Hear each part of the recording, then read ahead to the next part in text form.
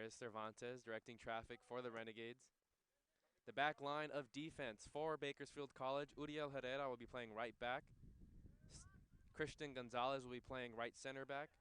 Matthew Solorio will be playing left center back, and at the left back position is Israel Jimenez. The 2 goals up front for the Renegades. Freshman Moi Mahango out of Malawi, international player for the Renegades. And on the other side is Asier De Luz, the freshman out of Stockdale High School. It'll be a free kick for the Renegades. This one's sent in by Jimenez. Jimenez gets this one into the attacking third, but it's going to be cleared by the Hornets as they try and get in their offensive position.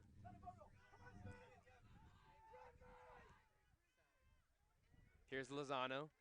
Sends it forward for Smith. Good defense there by Solorio to knock that one away for the Renegades. Ball floating around in the middle third. A reminder, you are listening to the first round of the Southern California Regional Playoffs between Fullerton College and Bakersfield College.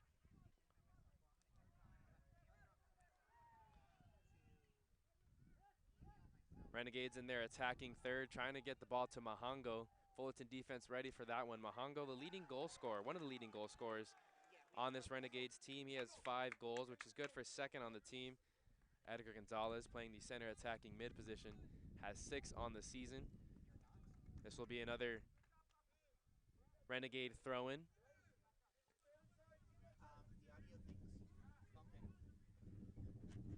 It'll be a throw-in for Uriel Herrera, the freshman defender out of McFarland High School, just down the 99 from Bakersfield College. Bakersfield in control much of the early goings here in this first half. Starting to play it back now. The ball floating around midfield.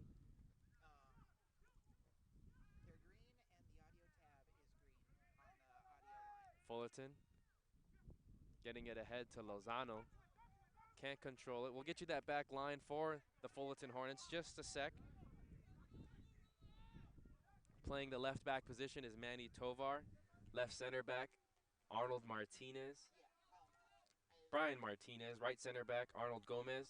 Right back, Danny Ruvalcaba. At the midfielder positions, at the defensive mid, is Ryan Maynardis, the leading goal scorer for this Fullerton College team. And up top with him, at the midfielder positions, is Gerardo Leon Cambreros, as well as Mike Calderon. It'll be another throw-in for the Hornets as they move into their attacking third. And up top, Chris Smith playing the right winger position, Lozano being the center forward, and Jonathan Aleman playing the left winger position for this Hornets team. A team that finished 11-6-4 on the 2019 season. Back-to-back Orange Empire Conference victories for this Fullerton team. As Alvarez boots this ball deep. As Victor mentioned earlier in the broadcast, the goalkeeper of the year for the Western State Southern Conference. It'll be another throw-in here on the near sideline for Herrera. Noah, just some stats for Armando Alvarez. He had 75 saves during the season and only allowing 25 goals. That ball's going to go out of bounds on the Renegades. It's going to be a throw-in for the Hornets as Lozano chasing it down right here on the near sideline. It's going to be tapped out of bounds by Gonzalez. Defensive player of the year for the Western State Conference. Co-defensive player of the year, I should add. As now Edgar Gonzalez, the star player for the Renegades, pushing the ball up now on the left side. Reyes Madrid passes it forward to Mahango. Mahango, the freshman out of Malawi. A far trip from Malawi to Bakersfield. Now on the left side, Reyes Madrid pushing up forward. Sends this one towards the goal, and Gonzalez is going to have no problem laying on top of that one. He entered today's game with 13 saves on the season. Only 1 goal allowed. He's only made 6 appearances on the year. Fullerton using 3 different goalies.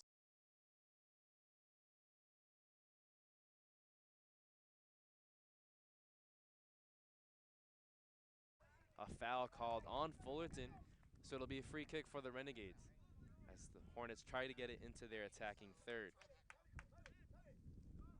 For the Renegades, it's their first time winning their conference in their short program history. They took a 30-year hiatus before Byron Martinez, the fourth-year head coach, was hired onto Bakersfield College to restart and reboot the program. A challenging process it was, as he's not from the area, Victor.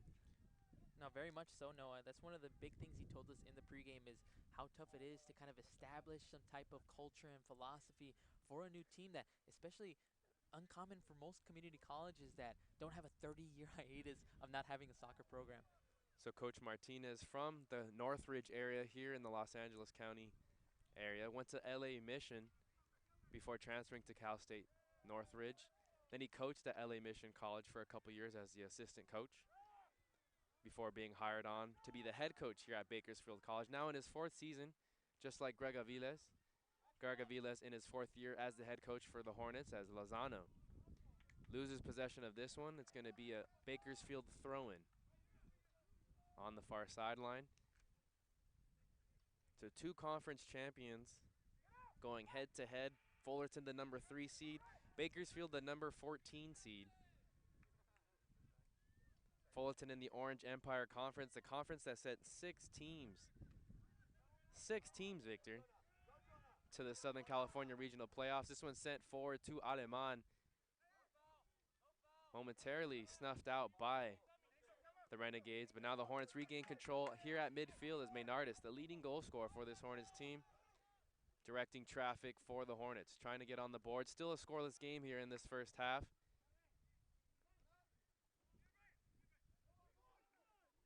Now Mahango has a 1-on-2 scenario. There's Gomez battling out with him, and he gets it to Tovar.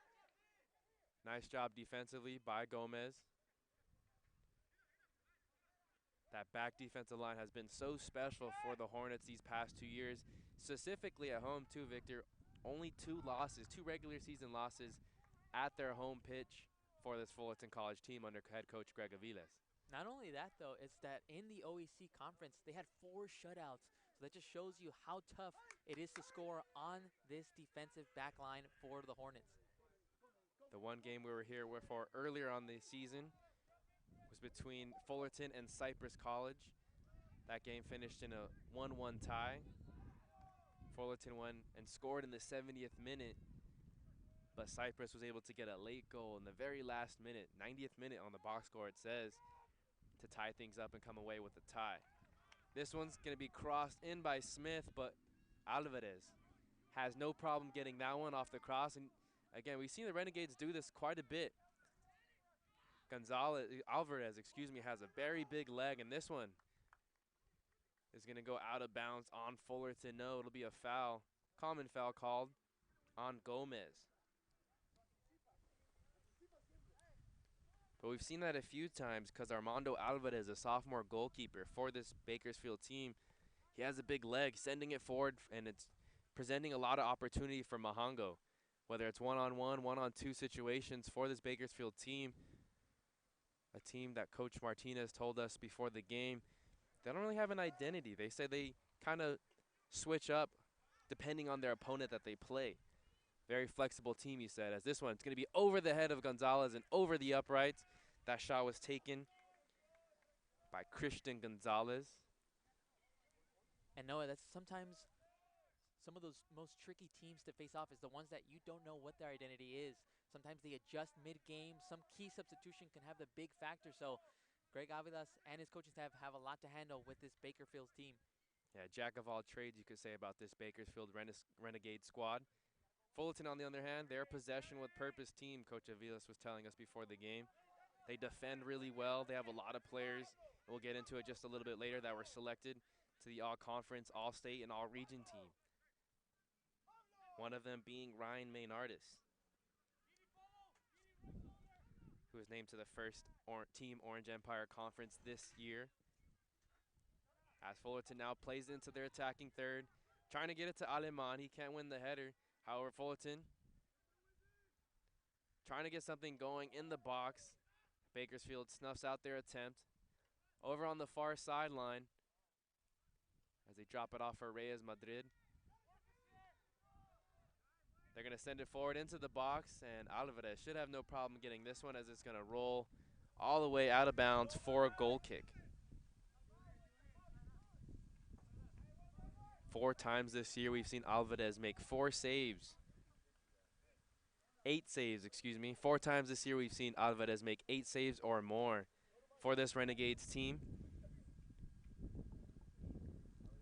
He's been a big force on why this Renegades team is in the playoffs this season here in the Southern California Regional, the CCCAA Southern California Regional Playoffs.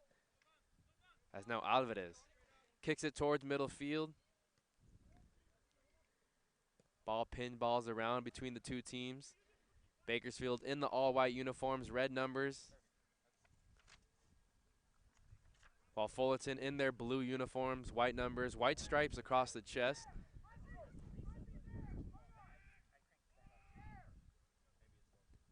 It'll now be a free kick for the Fullerton Hornets. Still scoreless here in the first half. We're about 12 minutes into that first half. Game started pretty on time, 2 o'clock start time here. It'll be a throw-in for the Renegades. Again, I'm Noah Alvarez, joined by Victor Vasquez, Joseph Pavlenko for today's match between Fullerton College and Bakersfield, the first round of the Southern California Regional Playoffs. The winner of this match will go on to take on the winner of the match between Oxnard and Chaffey College.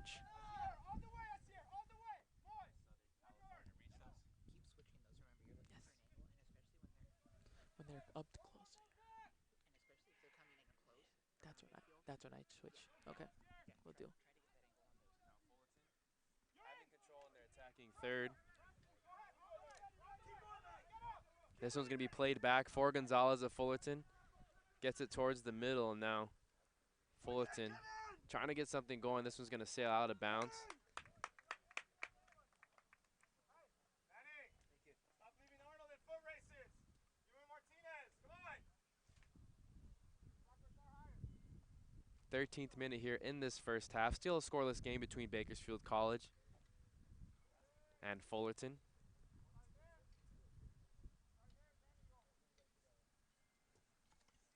No, you see multiple plays so far where Mahango for Bakersfield just trying to get a good touch after he gets the ball tossed over to him.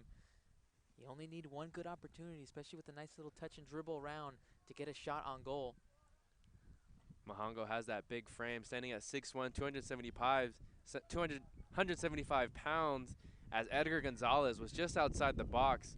Had a good look at goal there, but couldn't control his touch. Aleman now trying to push the pace for the Hornets, as this one gets sent into the defensive third for the Hornets.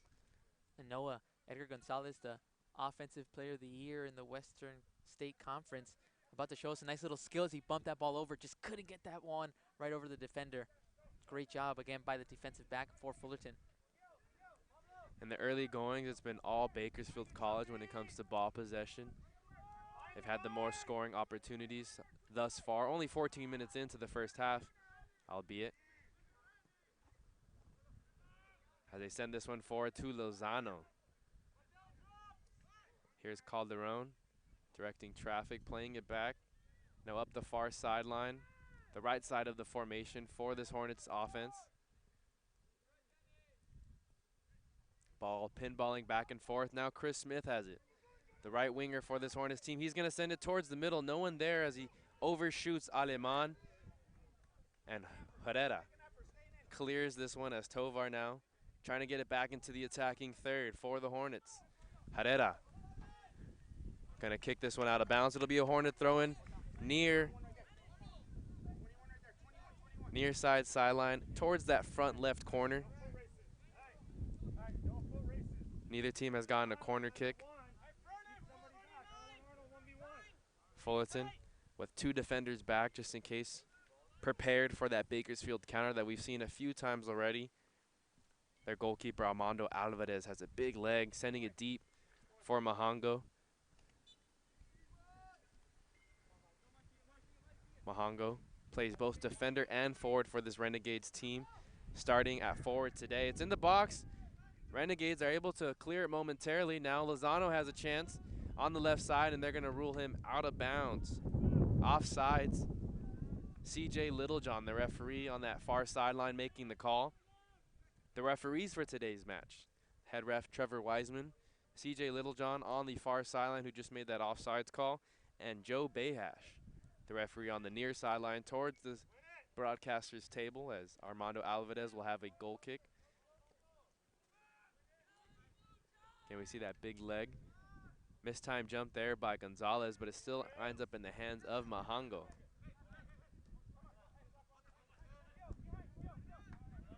A lot of short passes here by the Hornets, trying to get something going into their attacking third. Floating around the middle of the field. They send this one long for Aleman. Aleman, the left winger, battling it out with Herrera. He sends this one towards the middle, cleared momentarily by Bakersfield College. Maynardis off Edgar Gonzalez now. Now Mahango has it, midfield.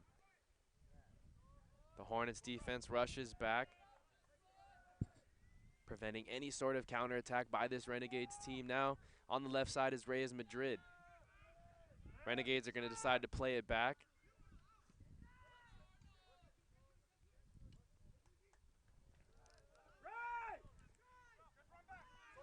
As Calderon now has it at midfield. Tovar sending it forward to Aleman. Aleman.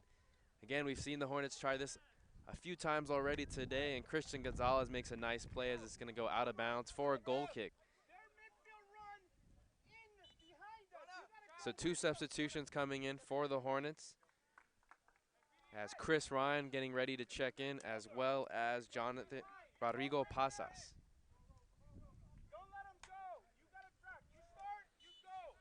Rodrigo Pasas going to check in for Gerardo Leon Cambreros. And Chris Ryan going to come in at the left winger position for Jonathan Aleman. Hornets playing it back to their goalkeeper, Kevin Gonzalez.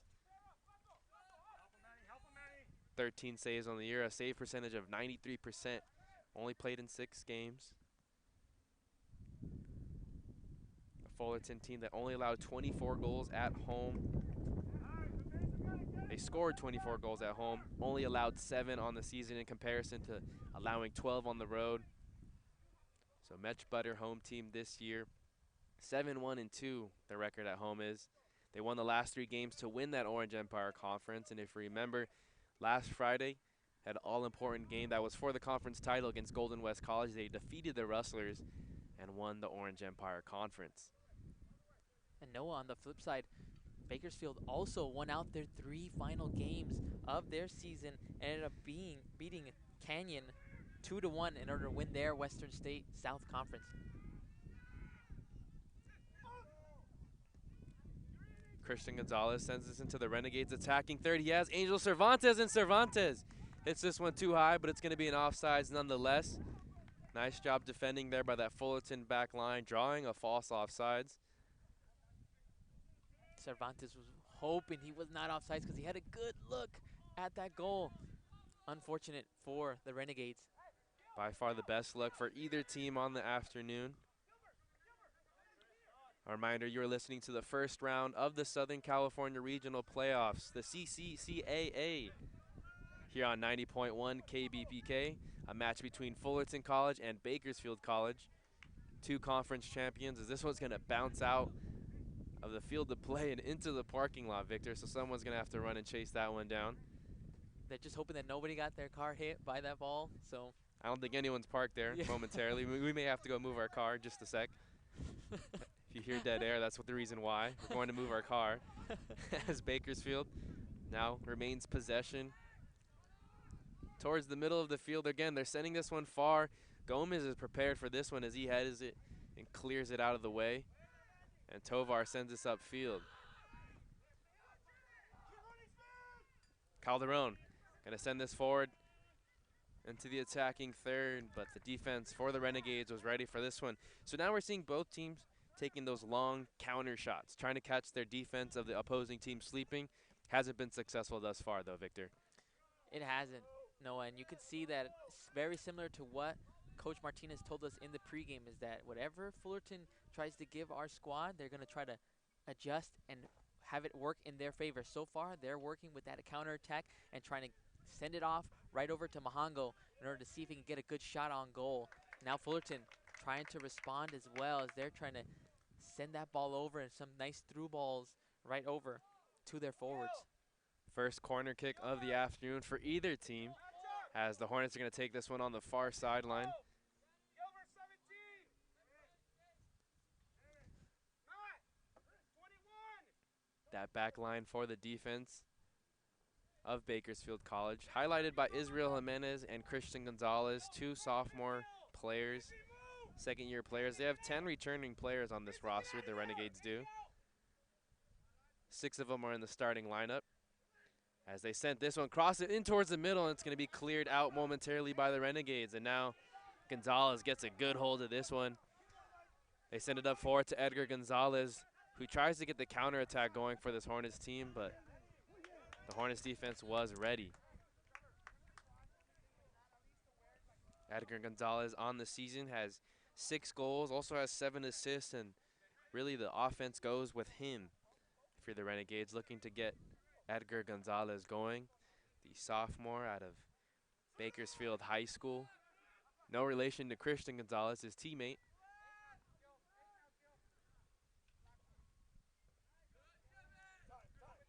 Gonzalez gets this now towards the middle of the field. Fullerton trying to get an attack going, and they pass this one a little too strong for Chris Smith, who was over there on the right winger. Trying to get something going for either team. Still a scoreless game, 20 minutes in to this first half.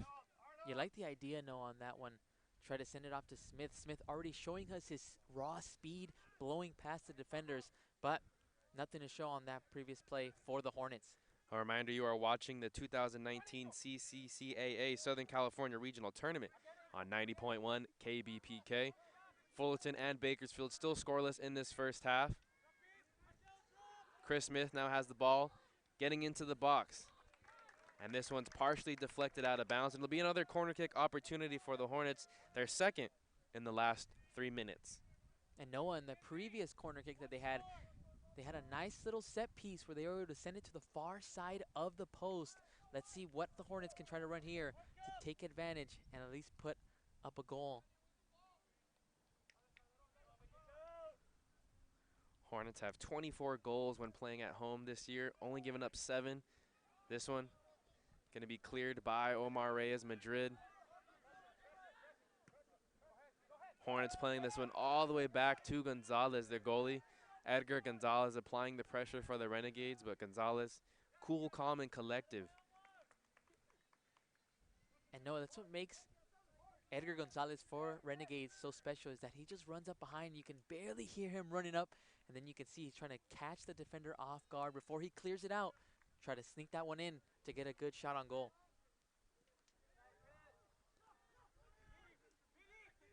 Here's Calderon now pushing it over to Chris Ryan. Chris Ryan on the left side. This pass by Calderon. He's going to be able to corral it over on the near side corner. Ryan dancing with his defender, now playing it back to Tovar. Tovar looking to get it back into the attacking third for the Hornets. Maynardis, fancy move just outside the box, and good defense there by Guevara. Not fooled by the fancy footwork by the leading goal scorer of this Hornets team.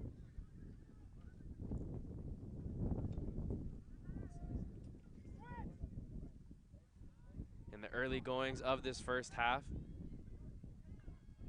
it seemed like the Bakersfield Renegades had the possession undergo, as Mahongo going to be called for another offside. Already the second time on the afternoon that he's been called for an offsides, as this one hits the back of the net. But early goings, we saw Bakersfield really controlling the possession of the ball for about the first 10 minutes. Since then, though, it's been all Fullerton College. Both teams using that counterattack, though, using whether their goalies or their defensive backs to send one forward and hoping one of their speedy wingers can get to it. Exactly, Noah, and they're starting to see the Hornets get more set pieces in, more corners, and I'm hoping that they can try to cross the ball a little bit more into their forwards to give them more opportunities.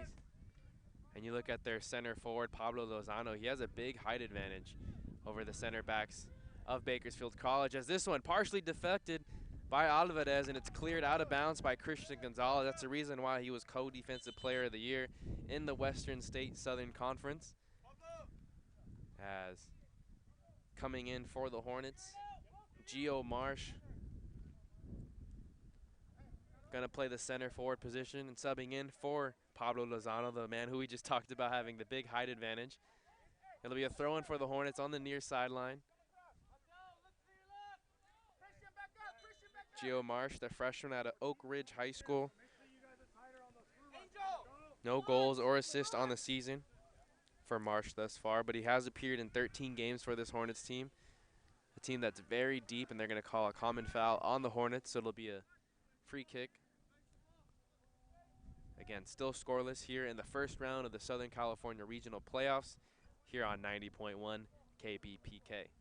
And just to recap that play before the throw-in by the Hornets, Christian Gonzalez, co-defensive player of the year. Very risky play to let that ball kind of just go over him and trust your goalkeeper to kick that one out and clear it. Got to be very careful, especially against this athletic team of the Hornets. Yeah, it was a good scoring opportunity for the Hornets as Alvarez came out and he had a one-on-one with Chris Ryan. Chris Ryan was able to deflect it before Alvarez can get to it, but Ryan couldn't maintain control. That's when Steven Gonzalez was able to bounce all over that one. Christian Gonzalez was able to bounce over that one and clear it out and end the scoring threat of this Hornets team. So still 0-0, 27 minutes into the first half as Marsh gonna lose a challenge here on the near sideline. It'll be a throw-in for Herrera of the Renegades. No, it'll be a free kick. So they call a foul on Marsh. Christian Gonzalez will be taking the free kick right around here in midfield. The Renegades setting up in their attacking third. Gonna drop this one off to Herrera. Herrera now trying to cross this one, but it'll be right to a player of the Hornets as now they start their attack. Ryan now over on the right side, passing it forward to Smith. Smith, can he get an angle? They're not gonna call a foul as Ryan hits the turf. And he's gonna still lay on the ground. We saw the challenge there between him and Solorio. Armando Alvarez was also in the picture. It was well coming from the goalkeeper position. Chris Smith still getting up very slowly as Armando Alvarez has the ball ready to kick. As Noah, Chris Smith seems to be getting off the field as the athletic trainer is going to come over to help him out. Hopefully he is okay. From my angle, I didn't see if he was in the box to see if the refs would have called a penalty. Fullerton coaching staff not too happy with the no call there. As you mentioned, the athletic trainer, one of the best in the state of California. Training staff here at the campus of Fullerton College. As now Mahango has it into the attacking third. Calderon all ready for this one as he snuffs out the scoring opportunity. Clears it out of bounds. It'll be a Renegade throw-in on the far sideline. A reminder, you are listening to the Southern California Regional Playoffs here on 90.1 KBPK.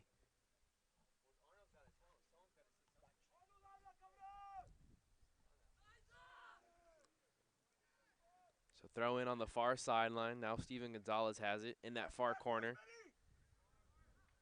Marsh gets the steal for the Hornets, but passes it to no man's land. So it'll be another throw in.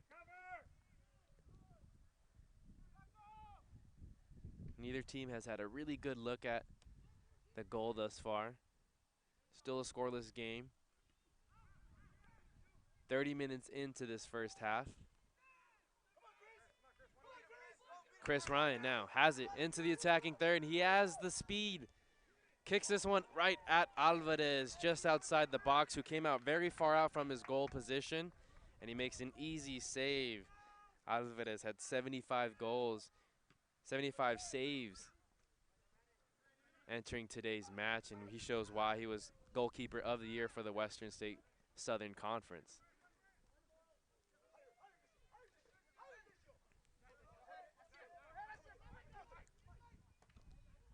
It's now Luis Tercio passing it ahead to Calderon, who can't control it on the near sideline in the corner. It'll be a Renegade throw-in. So first real opportunity goes to the Hornets as Chris Ryan has a breakaway. One-on-one with the defender. He has the speed to get the advantage. Takes the goal, takes a shot on goal. Maybe a little too early as Alvarez came way out from his goalie position. Maybe you want to see him do a little chip shot there. either chip shot or extend the ball and kind of pass it right by the goalkeeper, try to catch him off guard and freeze him. Unfortunate for Chris Ryan on that previous play. Here's the shot taking by Rodrigo Pasos, but this is going to be way over the goalpost. Was aiming for that far post, top right corner. Noah, you also have to wonder on Chris Ryan's shot attempt on that previous play, is all that momentum, all that speed that he was going with, did he have enough control to kind of boot that ball past the goalkeeper? Yeah, hard thing for a forward on a breakaway, for any player on a breakaway for that matter, as they got to be able to corral themselves, get a good touch on the ball right before they get a shot on goal. And he kicks it right at Alvarez. I'm sure if Ryan had a second chance, he would take that one back and go for a different shot there, as Alvarez sends this one into the midfield. A reminder, you are watching the first round of the Southern California Regional Playoffs, a match between Fullerton College and Bakersfield College here on 90.1 KBPK. I'm Noah Alvarez, joined by Victor Vasquez and Joseph Pavlenko for today's match. The number 3 and the 14 seed facing off one another. Still scoreless, 32 minutes into the first half. Both teams entered the postseason on 3-game winning streaks. For Bakersfield, they beat Glendale College 1-0 back on November 8th, and on November 12th, they defeated Citrus College. And then the season finale defeated College of the Canyons to win the Western State Southern Conference, as this one was cleared out of bounds. It'll be a Hornet throw-in. So the Renegades and the Hornets both winning their final 3 games of the regular season, and we'll get you the final 3 games of the Hornets too, as they came down to the wire as well, needing to win that Orange Empire Conference. They defeated Santiago Canyon back on November 8th, 8-0. Then went to Cypress and defeated them 2-1. 2-1 victory over the Chargers.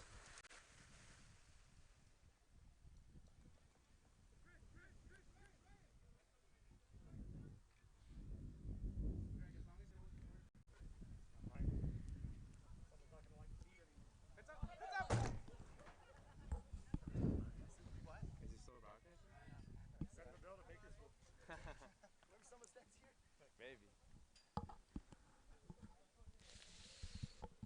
Can I keep going? All right. As now the Hornets have it in their attacking third.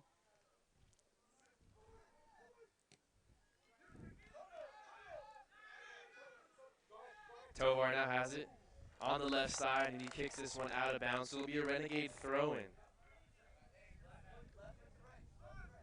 Again, Noah, both teams still trying to find a rhythm in order to set up a good attack, in order to get a goal. It's going to take some time to find that kind of rhythm and groove for both teams, but so far, both relying on the counterattack. Well, that was something back on October 18th when we were here for that Fullerton game versus the Chargers of Cypress College. Fullerton, it took them all the way into the second half before they scored their first goal, as they really try and work in on the defense, and test the different angles before getting onto the board. Now Fullerton sends this one into their attacking third, but right there, prepared for it, was Celorio, as he sends this one back into midfield for the Renegades. This one gonna get cleared on the far side, and that one's gonna head into the street, so ball's flying all over the place here at the pitch of Fullerton College. Noah, nothing is safe on this pitch so far today. Hide your cars, hide your computers, hide your faces.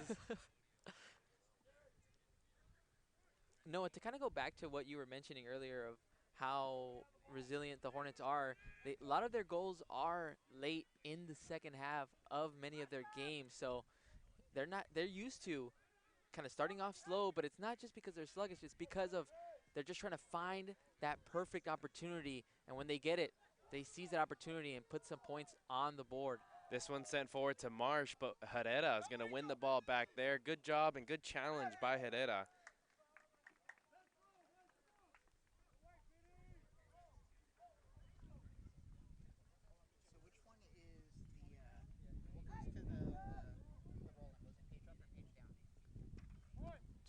It'll be a Hornet throw in here on this near sideline.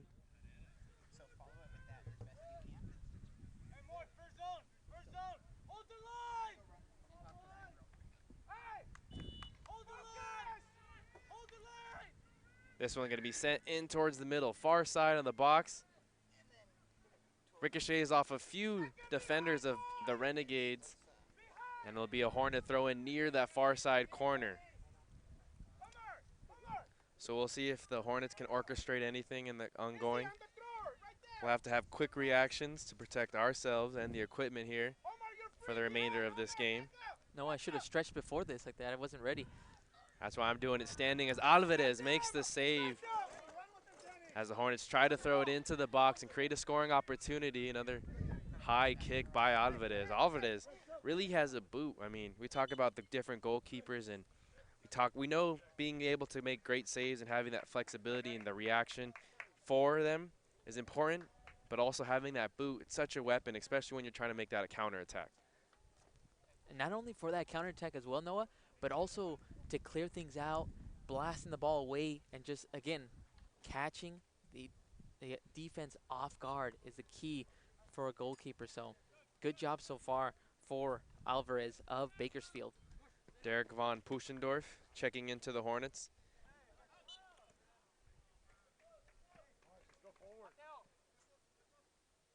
Still scoreless in the first half, as we're about 38 minutes into the first half. Still scoreless game here between Fullerton and Bakersfield College.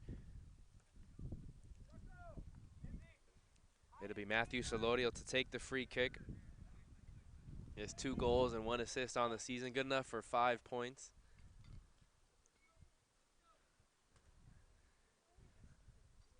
About 10 yards away from midfield on the Renegades attacking third. Sends this one low line drive.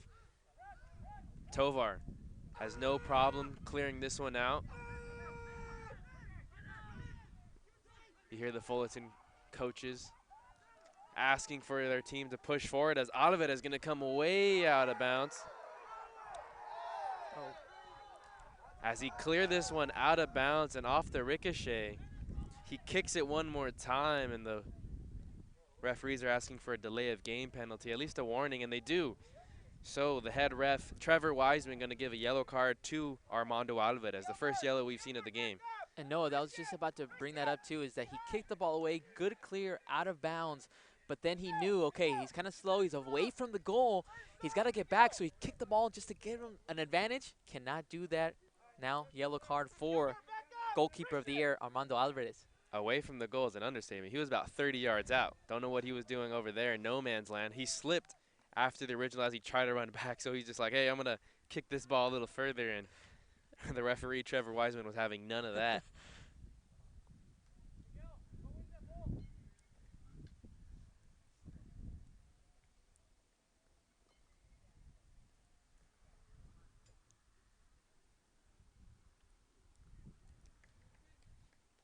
A reminder, you are listening to the first round of the CCCAA regional playoffs.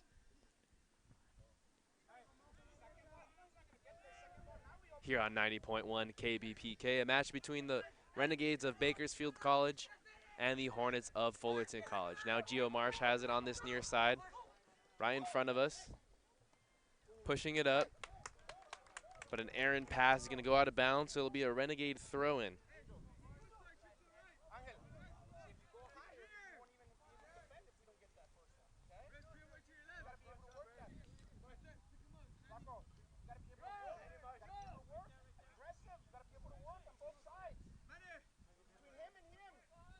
Still a scoreless game. 40th minute here in this first half. Hornets now have it in their attacking third, looking to get something going as Dercio hits the turf. No foul called. Maynardis now has it. As Tovar gets this back into the attacking third. Von Puschendorf. And they're going to call a foul. No, an offside call, and that offside call was made by the far side referee, C.J. Littlejohn. Third time we've seen the Hornets be called for offsides. Noah, very unfortunate on that play because Von Puschendorf made 2 key passes that gave the Hornets some good looks at the goal, just not able to capitalize. Yeah, it wasn't the first unfortunate thing to happen today here at the pitch of Fullerton College. As Manny Tovar now has it on the near side for the Hornets. This one's going to be sent forward, but no one there for the Hornets. It'll be a Renegade throw-in. Both teams battling for possession. Don't forget to check out the Coaches Show on 90.1 KBPK's YouTube page. This upcoming week on the Coaches Show, we'll have a full water polo special, as the women's water polo team here at Fullerton College was in the CCCAA State Championship. That's actually going on right now as they take on Riverside City College. A full recap and interviews will be posted this upcoming week, so be sure to tune in to that. Both Victor Vasquez and I, myself, Noah Alvarez, co-host of the Coaches Show here for KBPK. As they're going to call a foul on the Renegades. The Hornets trying to quick play it, but Wiseman's having none of that.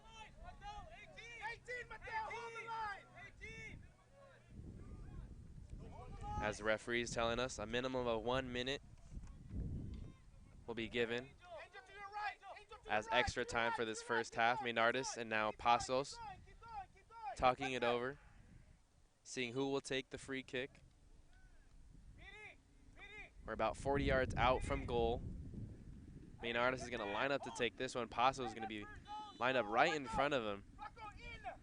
All the Fullerton Hornet players are stacked on the far side of the box. They're going to send a low line drive in.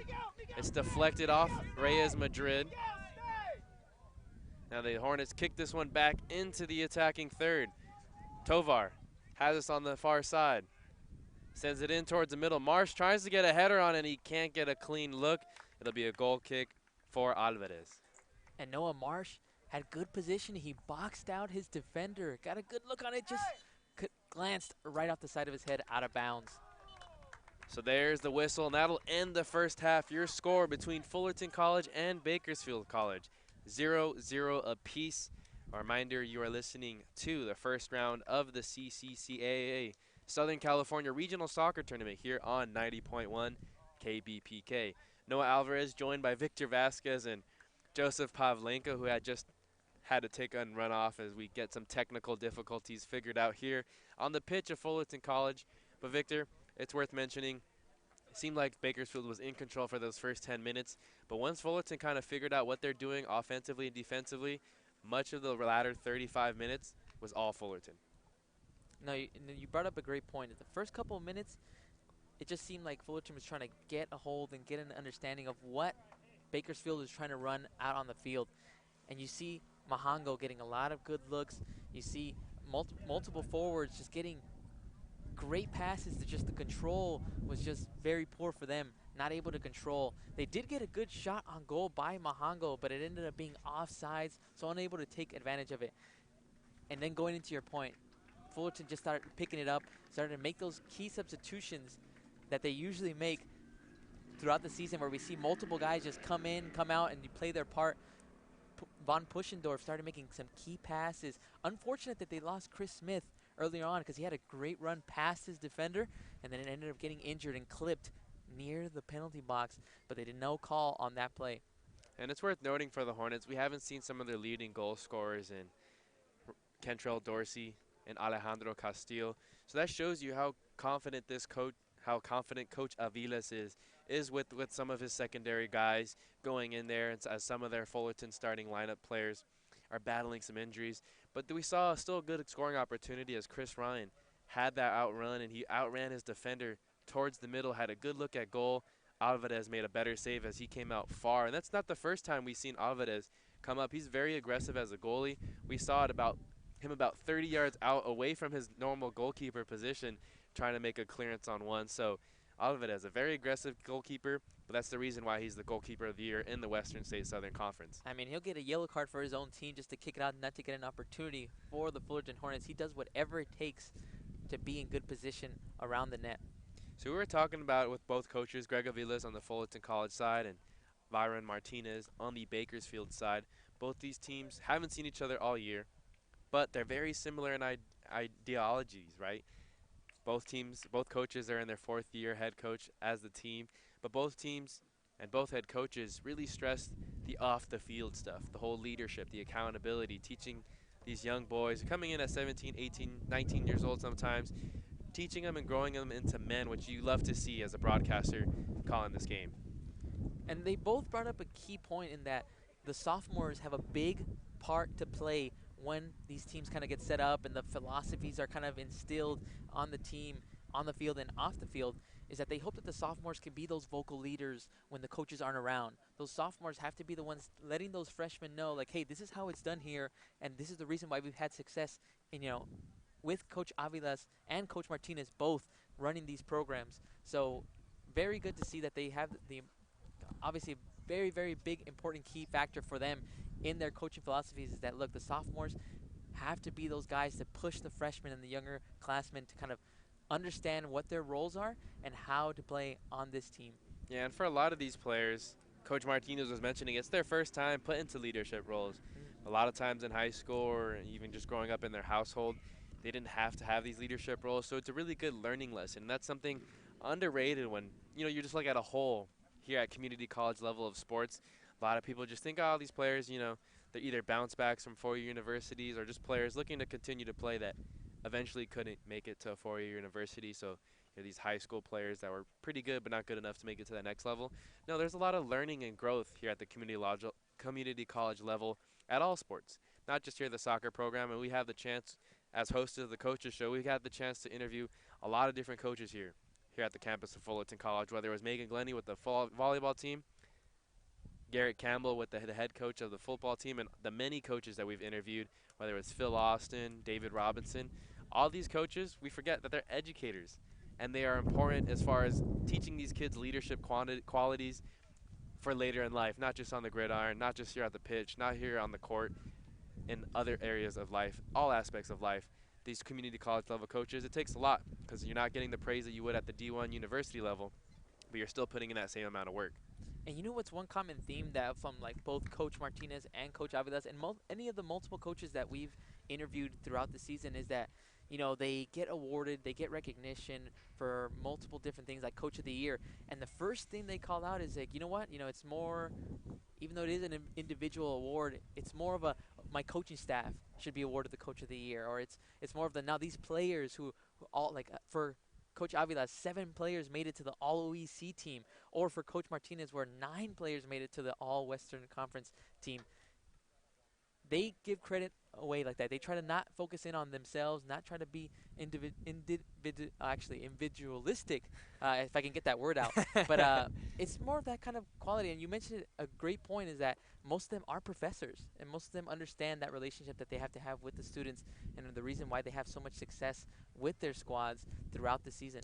Yeah, that's something very different from the university level because most of the time, full-time head coaches at the university level, any big one at least, they don't have to teach. And a lot of these full-time coaching staff at the community college level, they have to teach classes in the beginning. And so they have to deal with not only their athletes, but in the morning, sometimes they have to deal with just common students here, whether it's at Fullerton College or at Bakersfield College.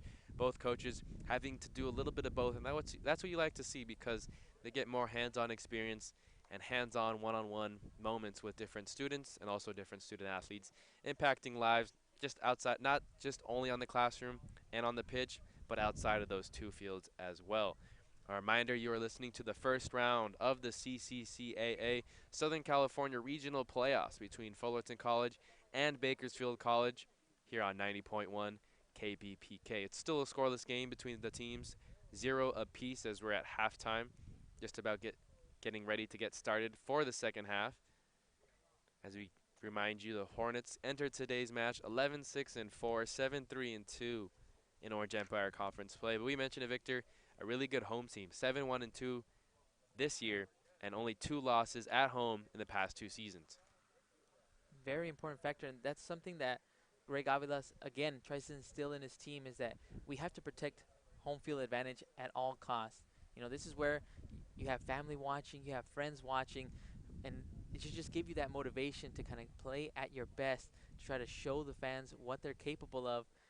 Now they're back-to-back OEC champions, and they want to try to get as far as they can in these SoCal regional playoffs. Aviles in his 4th season with the Fullerton program, a program that has been around since 1976, but unlike the Hornets, the Renegades are a relatively new program over there at Bakersfield College. After a 30-year hiatus, Coach Martinez has started up the men's soccer program again for the Renegades. They're technically in their 4th season. They finished 9-6-5, and that's one thing that you like to see as a team that's just starting out or a program that's just starting out. progressively get better each year after year, and it's their first time not only winning the conference, but their first time making the CCCAA playoffs. So you love to see what Coach Martinez has going on. A lot of respect between both coaches. As Coach Avila's mentioned it, it's very hard to start up a team like that at any big-time community college. Bakersfield, very well known for a lot of different community college sport programs, but soccer was not one of them. So Coach Martinez really having to instill that, and not being from the area too. That's what makes it even more impressive is that, look, he's not from the area. He's from Northridge. And, you know, what he's been able to do in these 4 years to try to, again, create a great type of culture that kind of instills confidence in their guys, and then have alumni that kind of come back and help out in order to keep showing the guys like, hey, look, we've been away for multiple years, this soccer program has, so let's just show them what we're capable of. Now they hopefully can try to get more recruits into Bakersfield, have more people play soccer because of the success that Coach Martinez has been able to have with these Renegades so far in his 4-year stint. Yeah, and before, studying for the game, I had a chance to watch a few of the Renegade reports as, they were talking with Coach Martinez. And like you said, very similar ideologies. I'm passing it on to you. In case of the hiccups, said Coach Martinez and Coach Aviles have a lot of the same ideas that they want to pass on to their players. And you like to hear Coach Martinez, the way he talks in his interviews, the way he carries himself, and the way he cares about his players. Because that's ultimately, at the end of the day, what he wants to get out of this program. Not only sending these kids to 4-year programs to continue their education or maybe to continue playing their soccer careers, but as well as just growing in life and teaching them life lessons that they will later be able to pass on to their own offspring. A lot of these kids, first time going to college in their family, right? First-generation college students. I myself was a first-generation college student, so it's very difficult, and to have these mentors in your life in the beginning, whether it's in athletics or in the classroom, very important for a person's growth and a family's growth. Very much so. I was also a first-year college student in my family, and sometimes it's tough because you don't really have someone to look up to until you find that mentor, and that's something that Coach Martinez just brought up, is that you don't get anywhere in life without a mentor, and because a mentor can kind of lead you down the path of something that's just very unclear for you, something that you've never experienced, but that mentor can give you that insight, shine the light for you, and kind of lead you down where you're supposed to go. And it's very fortunate that both these teams have good mentors in Coach Avilas and Coach Martinez. So when looking at the records, very similar between the Renegades and the Hornets. Renegades enter today's match with a record of 10-7-3, 4-2-2 in their conference play. Fullerton, on the other hand, 11-6-4, 7-3-2 in the Orange Empire Conference. But when you look at who these teams played, well, we mentioned earlier the Orange Empire Conference, one of the best conferences in the state of California. As the Hornets played teams like Santa Ana College, Cypress College, Golden West College, teams that are all in this top 25 of the state. On the other hand, Bakersfield has very little experience playing top 25 teams. They did play against El Camino College, who's a team currently ranked 7th. They did play Fresno City, who was ranked number 2 at the time when they played him. And they did play City College of the San Francisco, who is currently ranked number 20. But all those three games were losses for Bakersfield. So not a lot of experience playing those top 25 teams. And that's where you can kind of see that Greg Avilas is maybe a little bit more confident of knowing who he's going to play on his squad, knowing that, okay, 6, like you mentioned, that stat, 6 out of the 7 teams in the OEC made the playoffs. So every conference game was almost like a playoff intensity type of game. So they're used to how that pressure feels of facing a tough team as compared to Bakersfield, who doesn't have that same opportunity of facing top-ranked teams. But so far, after the first half and how they played, they've matched up pretty well with Fullerton. So we'll see what the second half has in store for us, Noah. So just a correction earlier, Bakersfield College tied the City College of San Francisco. So they went 0-2-1 against teams in the top 25 this year in the CCCAA rankings. We're just about ready for the second half of action. As the Renegades now. Substitutions made for the Hornets as we get you the starting 11 here in the second half. Alejandro Castillo entering the game for the Hornets. Entering in goal is Andres Ramirez.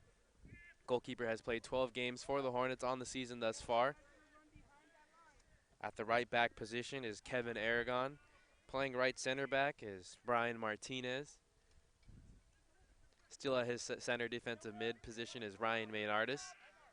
Arnold Gomez still playing left center back as the Hornets continue to play it back into their defensive third. Manny Tovar still playing left back. for this Hornets team. Noah getting in on the action again. My throw-in wasn't as clean formatically, right? Didn't have the clean form on that one. That would have been a legal throw-in. Nonetheless, it's a free kick for Mike Calderon. Sends us into the attacking third for the Hornets. Momentarily cleared out by Christian Gonzalez of the Renegades. Now, Mahango gets us ahead to Miguel Ceja, who just checked in. He's now at the left winger position. Chris, keep working. That's right, keep working. Alvarez still in goal for the Renegades to start this second half. Maynardis is joined by Dorsey and Calderon at the center mid positions. And up top for the Hornets is Chris Ryan, Alejandro Castillo, and Chris Smith.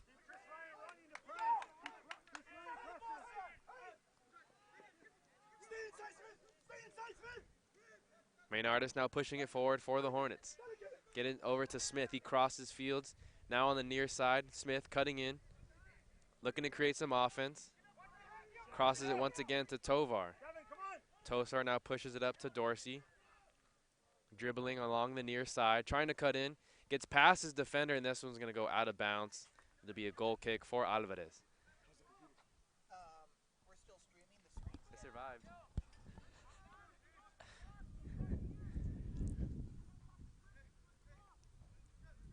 We'll get you the 11 for the Renegades in just a sec, as it looks like most of the players are still remaining the same from the first half.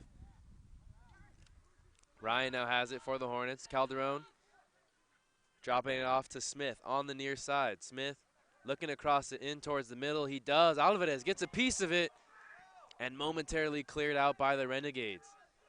Good job defensively by the Renegades, and Menardis takes a bad touch on that one. Is it going to float out of bounds?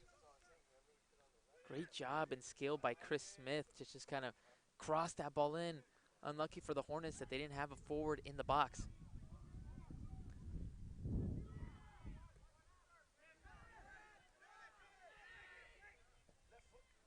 Left foot shot taken by Menardis about 30 yards out. This one's going to be wide left. Alvarez has no problem. This one's going to sail past him, so it'll be a goal kick for Alvarez. First shot we've seen Maynardis take on the afternoon, a player that leads the Hornets in shots taken.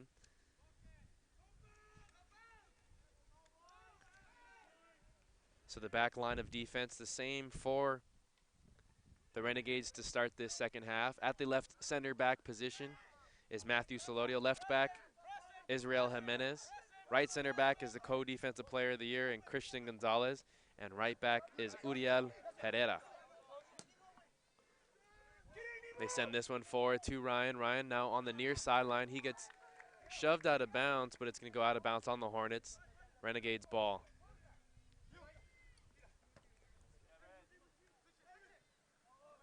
Now Maynardis has it. Midfield. Switches sides over to Tovar, who makes a nice move. Renegades remaining in control here in the early goings of this second half, but the Hornets looking to get something going now in their attacking third, and here's a shot taken by Tovar just outside the box, but again going to go wide left. That's two shots now by the Hornets that have sailed wide left, or in the early goings of the second half. Yeah, no, the Hornets offense is getting a little bit more aggressive, and they're starting to test Alvarez, shooting both shots to the far side of the post. Would not be surprised if they keep trying to test Alvarez, finally score in this half. So no Edgar Gonzalez to start at the midfield position for the Renegades as they roll with the same three mids outside of him: Angel Cervantes, Omar Reyes Madrid, and Gilberto Guevara. But playing that center attacking mid position is Miguel Ceja. And up top at the two forward positions, Muy Mahango alongside Vitor Silva. Vitor Silva just checking into the game for the first time at the start of the second half. Still a scoreless ball game. As Noah Mahango on that previous play ended up getting called for the foul, pushed off on one of the defensive backs for the Fullerton Hornets. Mahongo, very physical playing style. He has a brother who actually plays for the Malawi national team. He plays professionally in a club in South Africa. So looking to follow in his brother's footsteps, traveling all the way to Bakersfield, California in the United States. As this one's momentarily cleared by the Renegades. 3 defenders back for the Hornets. As now Mahongo has it and pushing forward for the Renegades. Momentarily has to slow down. And Martinez ends the scoring threat there for the Renegades. This one, out of control is Guevara. It's going to roll towards Ramirez, but it'll be a free kick.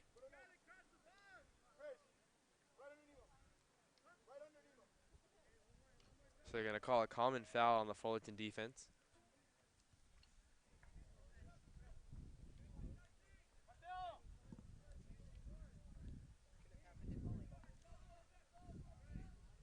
It'll be Omar Reyes Madrid to take the free kick, about 15 yards away from midfield.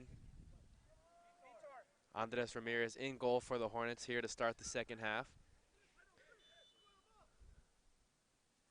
Here's Reyes Madrid, the lefty. Sends it forward, looking for Mahongo, and Ramirez is going to come out from his position in the net and get that one with 2 hands cleanly. As Calderon sends this forward to Castillo. Castillo now just outside the box. Castillo looking to make a move. Nice defense there. Tries to cross this one towards the middle, but he's going to lose this one out of bounds, so it'll be a goal kick for the Renegades. Castillo was defended there by Israel Jimenez, the sophomore, one of the sophomore defenders on this team. Edgar Gonzalez is going to check back in as Miguel Ceja checks back out. Gonzalez, the leading goal scorer for this Renegades team. 6 goals on the year, 7 assists, as he really orchestrates the offense with 19 points on the season.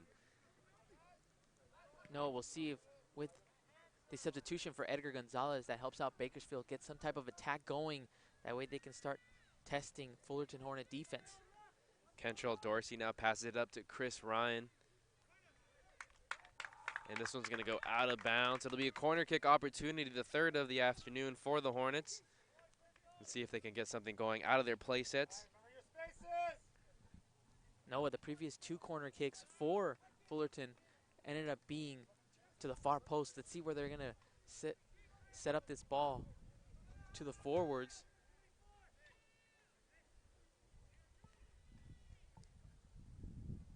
Dorsey's going to take the free corner kick at the far side. This one's sent in towards the box, and it's momentarily deflected out by Guevara.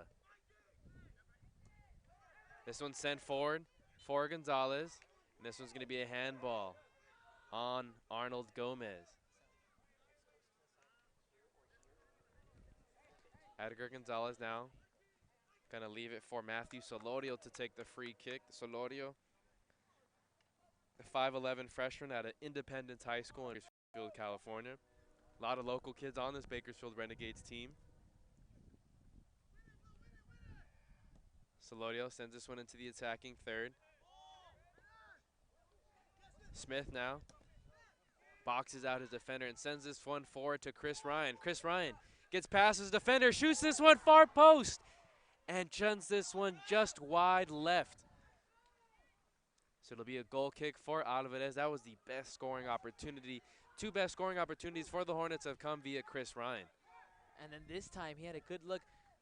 It was Alvarez, goalkeeper for Renegades. This time didn't come up, waited for him to see, okay, what are you going to test me with? And he just got that one to the left of the far side post. Great opportunity for Chris Ryan and the Hornets. Ryan is a speed burner. He's only played in 12 games this year for the Hornets, but using his 6'1" frame to really blow past his defenders, as this time they send Solorio in to defend Ryan, and Solorio and Ryan are both fighting for the ball in the near corner. It'll be a throw-in for the Hornets. Ryan giving the Bakersfield Renegades all sorts of trouble towards the end of the first half and here in the early goings of the second half. Ryan played high school soccer at Walnut High School, just up to 57. As this one into the box after the throw-in, partially deflected. Hornets still in control. Dorsey over to Castillo now in the box. And this one gets deflected out as the Renegades end the scoring opportunity there by the Hornets.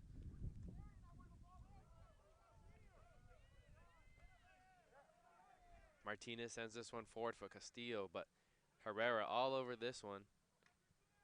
Far sideline. This one's going to be played out of bounds. It'll be a throw.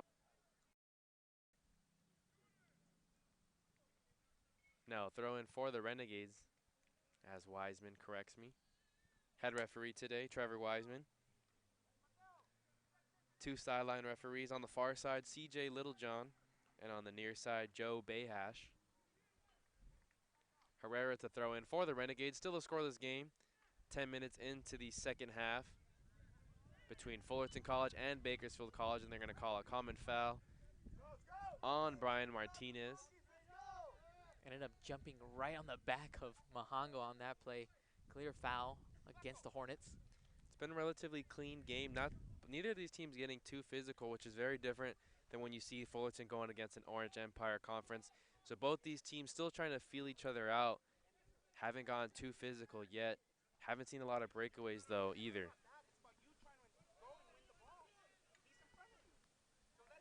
Reminder, if both these teams end regular time scoreless or with the same score, there'll be golden goal for the overtime periods.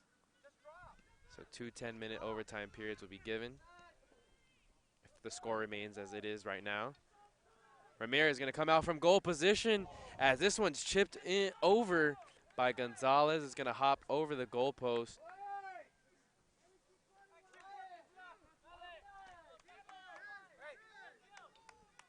Calderon for the Hornets was very frustrated talking to the field ref, just very frustrated. Felt like there should have been a foul called against the Renegades. A lot of the Hornets coaching staff was asking for an offsides there too. We saw Littlejohn, the referee on the far side, call a few offsides on the Hornets team. Now the field has switched. Hornets are now going from left to right. Renegades going from right to left here on 90.1 KBPK. Herrera and Castillo are going to collide into each other. They're going to call a foul on Castillo. Herrera still on his stomach there.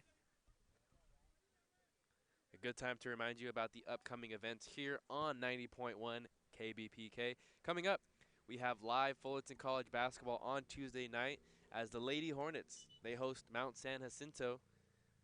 That comes up on Tuesday, November 26th. Tip-off for that game will start at 6 p.m. Also, don't forget to check out the Coaches Show on 90.1 KBPK's YouTube page. This upcoming week on the Coaches Show, we will have a full water polo special as the women's water polo team was in the CCCAA State Championship. A full recap and interviews will be posted this upcoming week.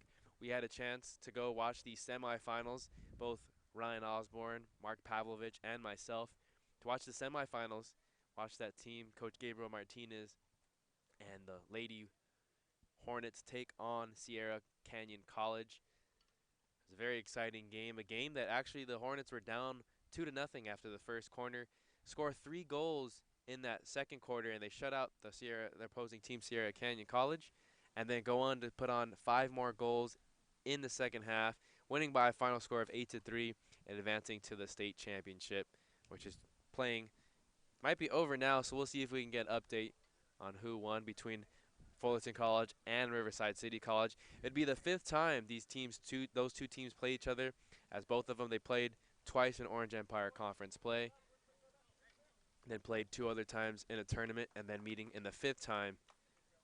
for a 5th time in the state championship. We have some substitutions for Bakersfield. Mark Espinosa going to check into the game for Uriel Herrera. He took a blunt of that hit on that left knee, Noah, as soon as he crashed into Castillo and just took a lot of the damage, was on the ground for a while, had to have the athletic trainer just kind of come, stretch that leg out. He's just coming off the pitch right now. Hopefully he's okay. As we have game back in play, it's going to be A free kick for Edgar Gonzalez, going to send it into the box. This one deflected out of bounds by Fullerton. It'll be a Renegade throw in here on the near side. Ends the scoring threat, though. Still a scoreless game, 0-0 between Bakersfield and Fullerton College.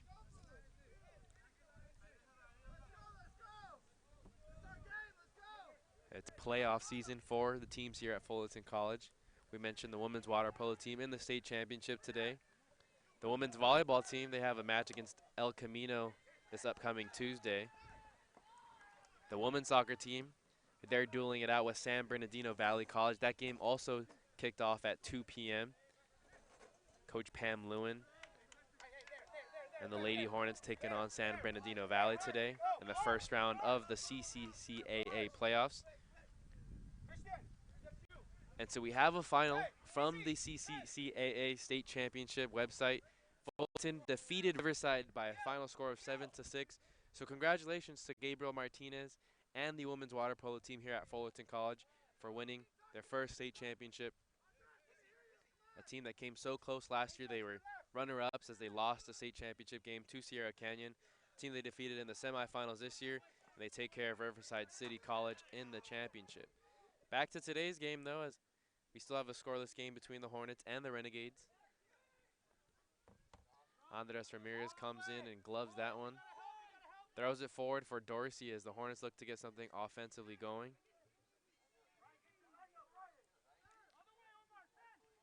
Dorsey on the left side.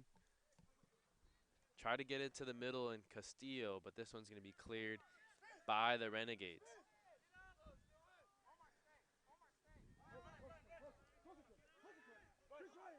Martinez and Durcio playing it back.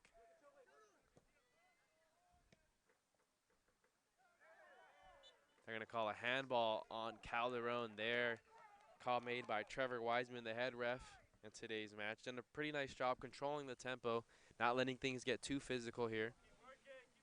Lucky for us is that there haven't been a lot of yellow cards. On that play, it seemed, from my point of view, no, it seemed like it hit his shoulder rather than his arm, but handball was still called against the Hornets.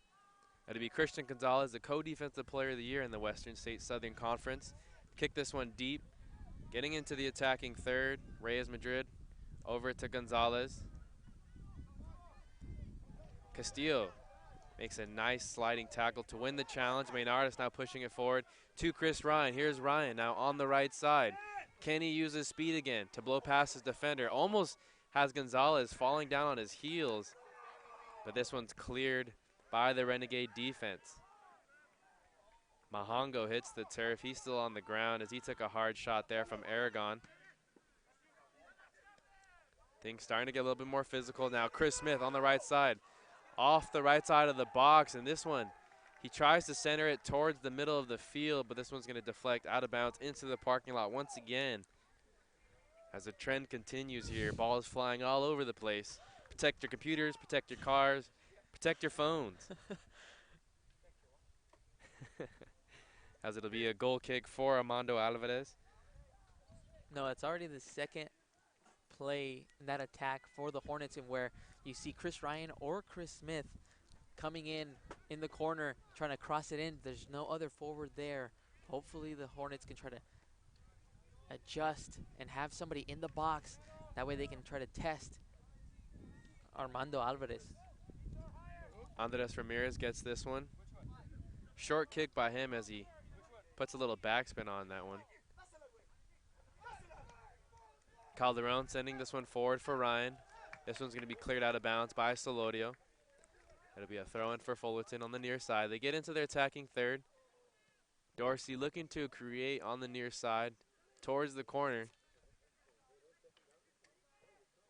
Passes it to Castillo. Plays it back for Gomez.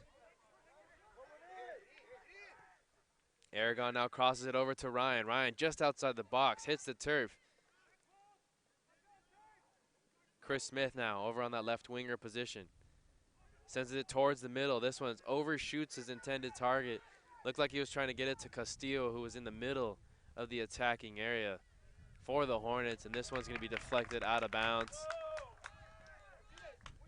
Substitution ready to come in for the Hornets is going to be Gerardo Leon Cambreros checking back into the game. It'll be after this corner kick for the Hornets. It'll be Kentrell Dorsey, the freshman out of Anaheim High School, to take this corner kick, the 4th corner kick on the afternoon for the Hornets. Still haven't seen the Renegades put one together. This one's going to be a low one-hopper as Rain Marnardis corrals this one, drives through some traffic, and gets this shot partially deflected. No problem there for Alvarez. He's going to send a high looping kick over into the attacking third for Mahango, who had trouble finding this one.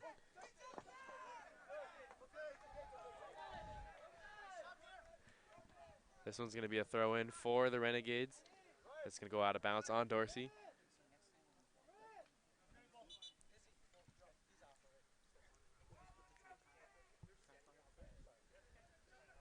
Gerardo Leon Cambrero is going to check in for Chris Ryan, and Uriel Herrera going to check back into the game. Mark Espinosa took his spot momentarily as he recovered from the injury. Good to see Uriel back out there. Renegades looking to create something. Here's Edgar Gonzalez.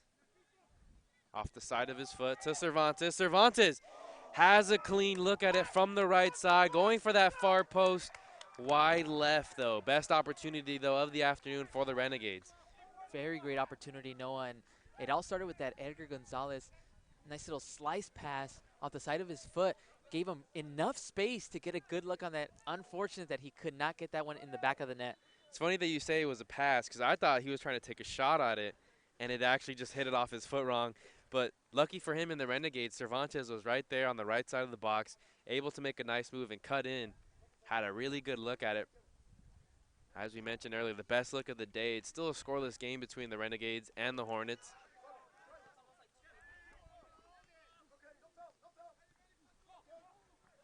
This one headed out of bounds. It'll be a Fullerton throw-in. A reminder, you are listening to the first round of the CCCAA Southern California Regional Playoffs here on 90.1 KBPK. Calderon going to send this one forward to Smith, and Alvarez going to corral this one off the one hop. Alvarez has been relatively busy today. Alvarez, again, getting a lot more tested than he did in that first half. Chris Ryan and Chris Smith are causing some chaos as they were able to get into the corner, try to drop a nice little cross into one of their forwards, but unsuccessful. Hopefully we see more action for the Bakersfield Renegades as we have a few substitutions as well. We have Anthony Ponce coming in, as well as Asier de Luz, another forward for the Renegades. So he's going to check back into his forward position. He started the first half, and Ponce getting his first action of the afternoon. The sophomore, out of East High School in Bakersfield, California. Another one of those local products and one of those 10 sophomores returning from last year's team. Bakersfield ends the threat there as Espinosa.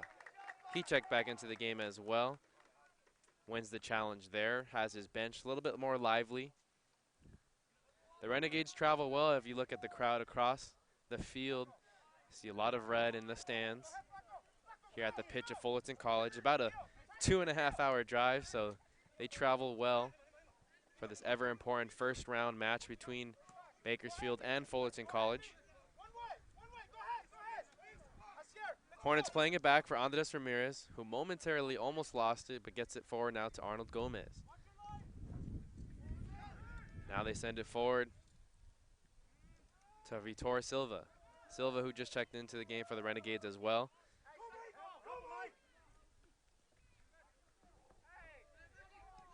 Calderon now to Castillo for the Hornets.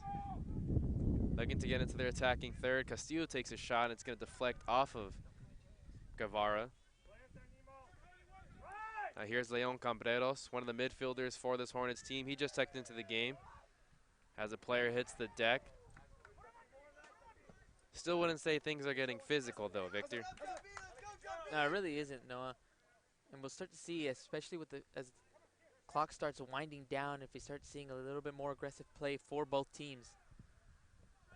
Dorsey now trying to cut in, gets this ball stolen, and now the Renegades are on the attack. Edgar Gonzalez directing traffic. Guevara is going to boot this one deep, and that's something we saw both teams use a lot in the first half. Haven't seen either team do it that much in the second half, sending long passes forward, trying to get the opposing team's defensive slipping and send in a long one for the counterattack. And so far it's been a stalemate, Noah. Both teams have been able to neutralize whatever attack they've been trying to throw out on this pitch. Here's Dorsey now on the near sideline, trying to get past Herrera. Very physical play between the two, and they're going to call a foul on Dorsey.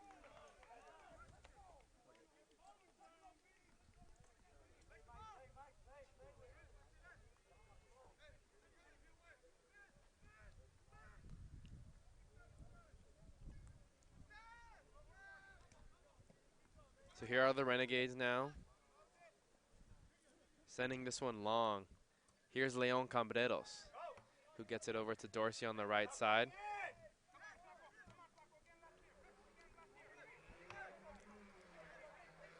We've seen both teams have a good opportunity to score here in the second half, but it's still a scoreless game, 0-0 between Bakersfield and Fullerton.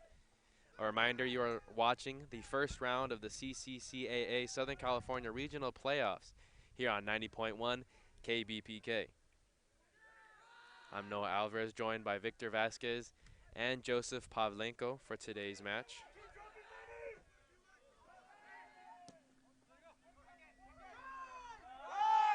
Ball floating around midfield. As this one sent into the box, Castillo tried to chip this one over Alvarez, who came out. Alvarez clips Castillo on the way down. Both players are going to walk away okay, but it was going to be an offsides on Fullerton nonetheless.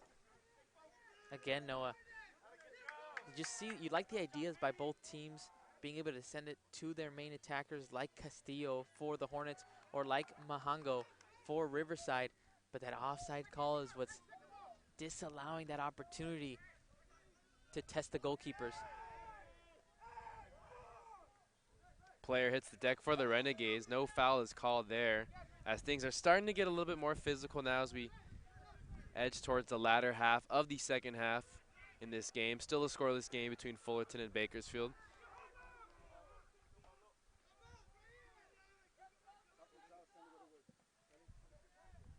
Here's Leon Cambreros.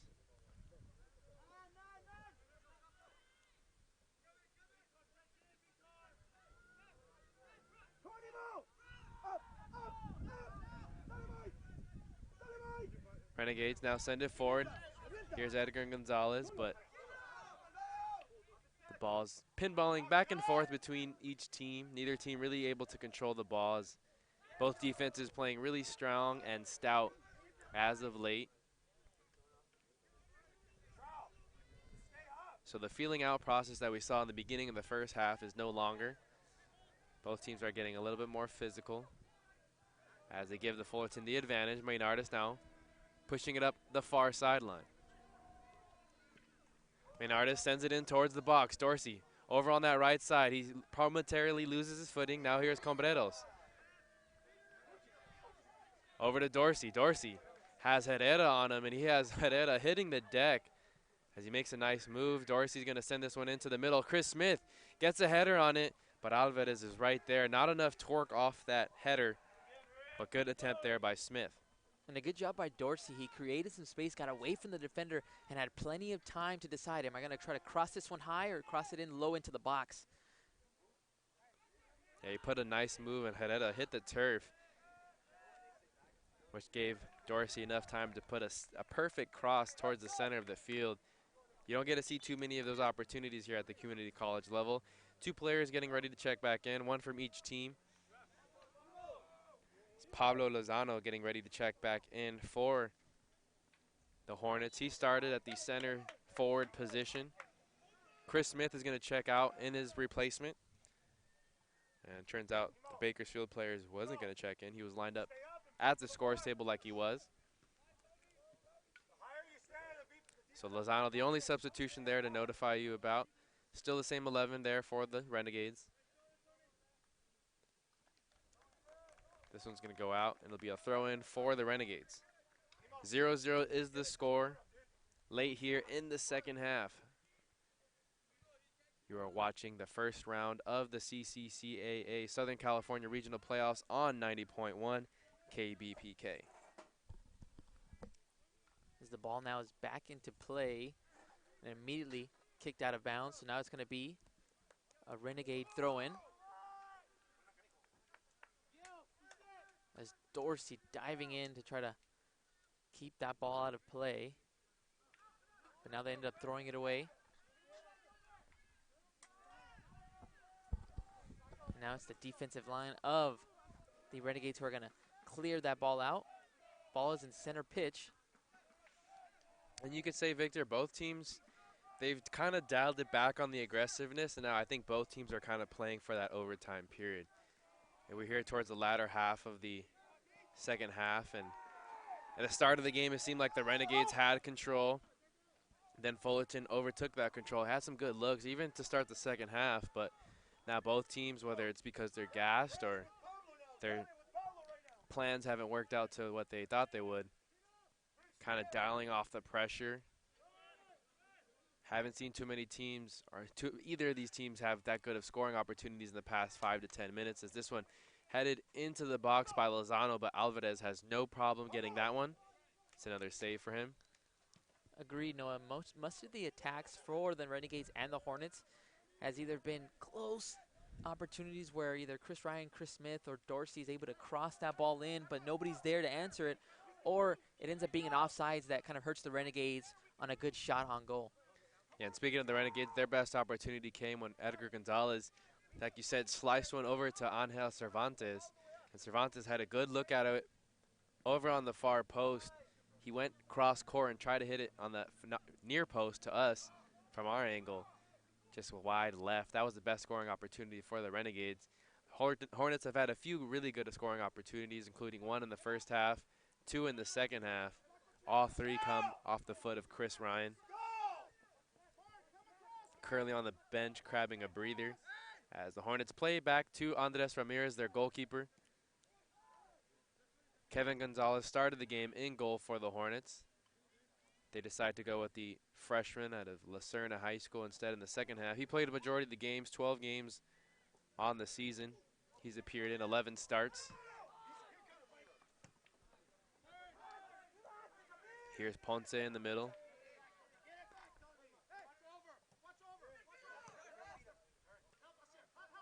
Castillo, one of the leading scorers on this Hornets team. He has 6 goals and 2 assists on the year. Aragon now at the right back position, getting it to Maynardis, and let's see if the Hornets can put something together as we're closing in on the final minutes here of the second half. Dorsey now on the left side, far sideline, towards the far corner. He gets met by 2 defenders of the Renegades, which forces him to play it back. And this one, missed pass there by Tovar. It'll be a throw-in for the Renegades on the far sideline. Miscommunication by Tovar and Dorsey, having a good opportunity where they could have just crossed that ball into the box. Instead, it goes out of bounds. Ball around midfield for both these teams. This one's passed forward into the attacking third for the Renegades, but the Hornets quickly snuff out the attempt, as they have all afternoon. Really nice job by the back line defenders for the Hornets. Castillo looking to create something for the Hornets offense. Aragon passes it forward, but the Renegades defense is all over that one. 0-0 is the score here in the second half between Fullerton and Bakersfield College.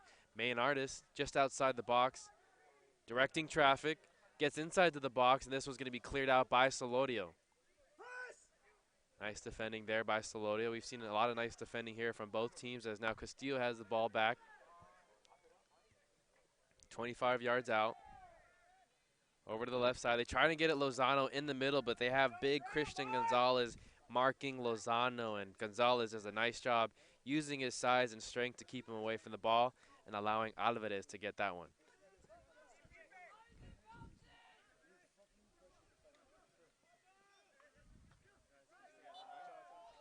Player hits the turf. That's Calderon for the Hornets, as 3 players of the Hornets getting ready to check back in. Also looks like 1 player for Bakersfield getting ready to check in. Might be before the free kick or after. We'll find out in just a sec. No, let's see what Fullerton can do with this free kick. Just facing the center of the goal so far, so let's see if they try to shoot it into the box straight off, or what kind of trick play they can do off of this set piece. Yeah, the Hornets are about 40 yards out from goal, so it would be a spectacular kick from Cambreros as he's able to get this one in the net. He's going to actually take this one and pass it towards the left side of the box, headed in by Tovar, but quickly cleared by the Renegades defense. Ball now pinballing in between both teams. Cambreros pushing on the left side, pushing forward, now playing it back for Tovar.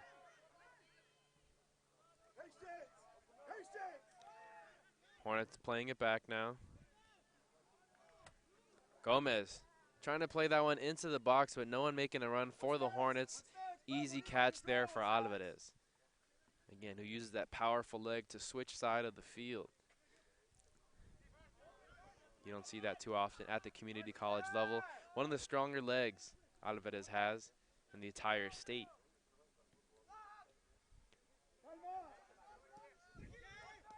Here's Castillo. Over to Maynardis at the middle of the field.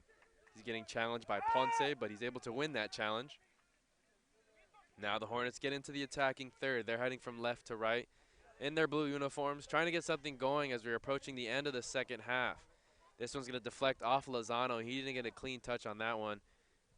Renegades momentarily clear. Now we're starting to see the Hornets get some good opportunities here as Castillo heads this one in, but right to Alvarez as he was all ready for that one.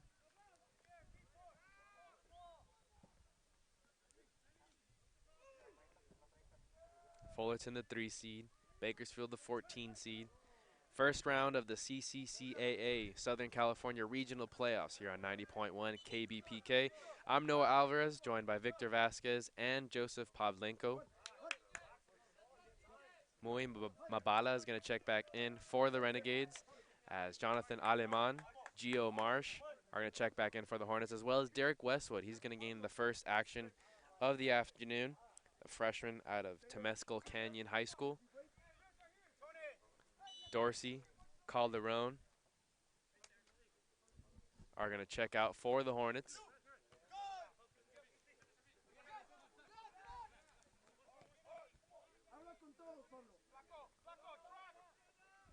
No, it's already been the 4th time so far that the Renegades have thrown the ball away in their throw-ins and just not letting their team have an opportunity to kind of set up the attack and have a good chance to throw, at least a good shot on goal.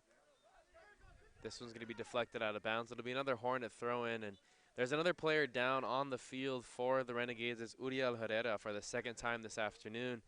The little guy's been beat up all day today. Knowing that this is the Renegades' first appearance in the SoCal Regional Playoffs, he's going to do whatever it takes to keep playing. Putting his body on the line as he clears this one. A 5'5" freshman out of McFarland High School.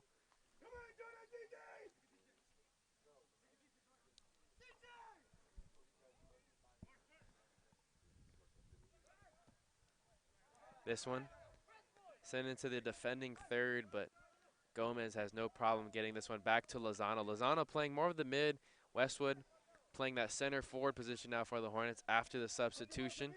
Mongo now trying to remain possession, but he's unable to do so as the Fullerton defense has been stout all day long, snuffing the opportunities for whether it's Mongo, Asir Delu, Seha. Doesn't matter who it is, the Hornets defense has been all over it. This one looks like it hit off the hand, and Maynardis takes a good shot on goal, but right there, as he has been all day, is Alvarez making another save.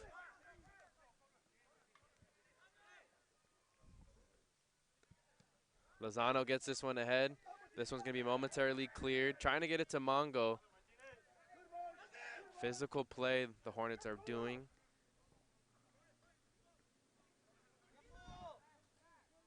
As Tovar gets it to Cambreros. Over on the left side, far sideline, Aleman momentarily loses it. Now the Renegades regain possession. They're going to let the play advantage. Renegades now pushing up. Here's Edgar Gonzalez being chased by Lozano. He sends it forward to Mongo, and Mongo can't get to this one. It'll be a corner kick, says Trevor Wiseman, and the Hornets aren't too happy with that call. And Mahango on that play, he hesitated a little bit before he saw that through ball kind of go in. You wonder if he would have just kept going and sped up, if he would have had an opportunity to at least chip that ball into the goal net against the Fullerton Hornet defense. Well, yeah, that was such a bang-bang play. I think Arnold Gomez did a nice job of drawing that false offsides, so Mongo had to slow down a little bit, anticipate the pass from Edgar Gonzalez, but that him slowing down just a little bit was able to end the attacking opportunity for the Renegades. They still have a good shot here, as it's now a corner kick. Over there they have Reyes Madrid and Ponce.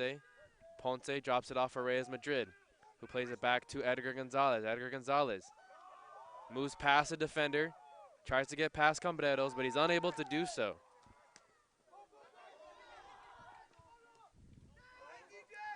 Herrera trying to play this one back. And it's going to be a Fullerton throw-in, so that ends the scoring opportunity for the Renegades there now as the Hornets get into their attacking third. No, a dangerous play by Herrera to bump that ball to his teammate in the defensive third, because you give Hornets an opportunity to steal that ball and attempt a shot at goal. Westwood tried to take a shot, but he didn't get a clean touch on it. And this one's going to roll back into the hands of Alvarez, who's been very active here in this second half, as he has been all day. A reminder, the winner of this game will take on the winner of Oxnard and Chaffey College. That's also going on today. First round of the Southern California Regional Playoffs. Still scoreless as we head towards the end of the second half between Fullerton and Bakersfield College. This one's played back. It's going to be a foot race between Mongo. Can Mongo win this one? He does get past Gomez, and Ramirez makes a key save with his foot. Nicely timed slide there, as it'll be a throw-in for Bakersfield College. Ramirez with the great timing on that. Knew exactly when to kind of come up and defend that shot by Mahango of the Renegades. He had 50 saves coming in to this season. So it's off a deflection that really generates that scoring opportunity for the Renegades. 3 substitutions coming back in. 4 substitutions coming back in, as it's Castillo, Dorsey, Calderon, and Chris Ryan checking back into the game. They're actually going to make Calderon. Nope. Calderon's going to go, just as I anticipated. And Angel Cervantes is going to check back into the game.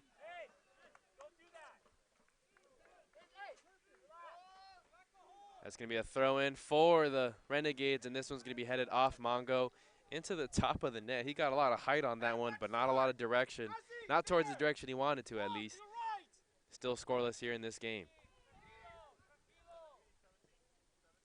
Here's Ramirez with the goal kick, sending it towards midfield.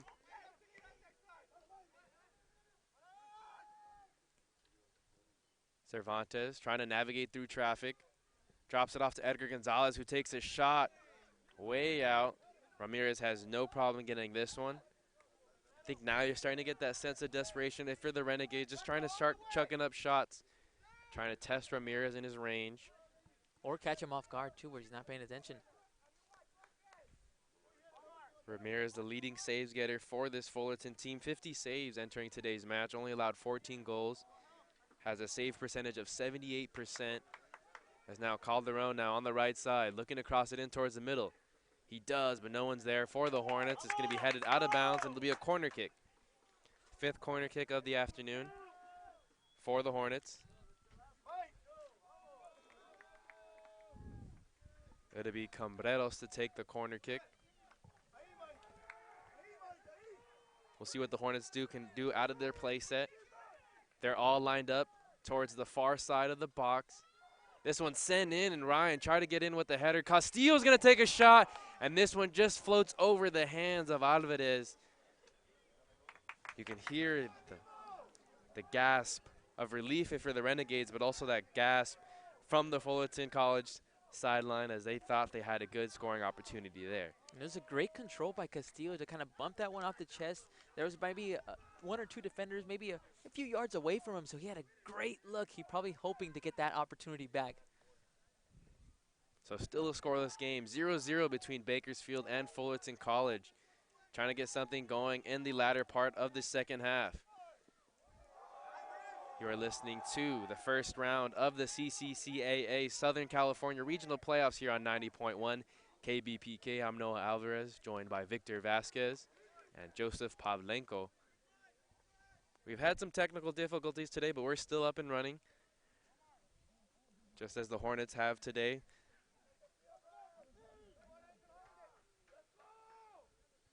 As now Castillo has it in the attacking 30, dumps it off for Dorsey, who has a run on it. And this one's going to be a nice slide there by Solorio, who ends the scoring opportunity. So whether it's Solorio, whether it's Christian Gonzalez, or whether on the other side it's Brian Martinez and Arnold Gomez, both these center backs for both teams have done a really nice job ending scoring opportunities for each team.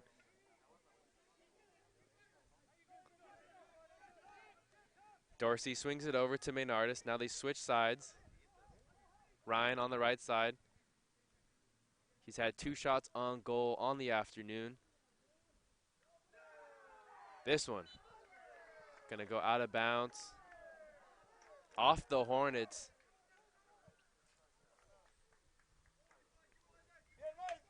Costly turnover, Noah, especially how late this game is going. Any throw-in or any corner kick and set play is going to be crucial if you want to try to get a late score here. And it's funny because we mentioned it just about 5 to 10 minutes ago. It seemed like both teams were kind of mailing it in, laying off the pressure just a little bit and playing for that overtime period. But then we saw Fullerton make some substitutions, and because they have that depth, they were able to get some fresh legs in there. And the rest, some of their star players like Castillo, like Dorsey, and like Ryan, all 3 players have had good looks at goal today. Now those players are rested and back into the game, so Coach Aviles and the coaching staff at Fullerton College using that depth as Aragon gets it in. Castillo gets a header on it, but right to Alvarez once again.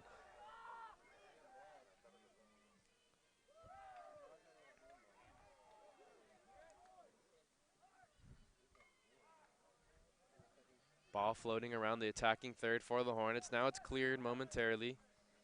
There's Gomez.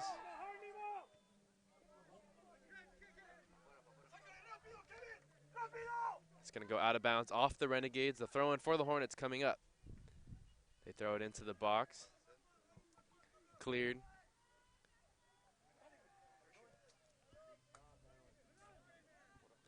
Now here's Maynardis, the leading goal scorer for this Hornets team. Has been held relatively quiet. We saw him have 1 good look earlier in the second half. Over to Tovar. Tovar, from about 40 yards out, sends this one 60 yards into the tennis courts. And that whistle by Trevor Wiseman is going to mark the end of regulation here at the pitch of Fullerton College. A reminder, you are watching Fullerton College versus Bakersfield College on 90.1 KBPK. I'm Noah Alvarez, joined by Victor Vasquez and Joseph Pavlenko as the 2 teams remain scoreless. What did you see in that second half that was different from the first half? Well, for Fullerton, they got a little bit more aggressive. They brought in Castillo, who was a first-team All-OEC player. He actually, as I look through the notes, has 6 goals, 2 assists, and he was just trying to provide as much of an opportunity on the attacking third for Fullerton. He got into the box. As soon as he is able to get a nice hold and a dribble around a few defenders, he got some good looks. The last 2 opportunities on goal for the Hornets came by Alejandro Castillo, where he was able to kind of bump the ball off of his chest and then try to bomb that ball into the back of the net, unsuccessful. And then he also got another great opportunity by dribbling around a few defenders, just blasted it past the goalpost. So for Fullerton, they got a little bit more aggressive. Now let's see what they can try to continue that momentum in this overtime.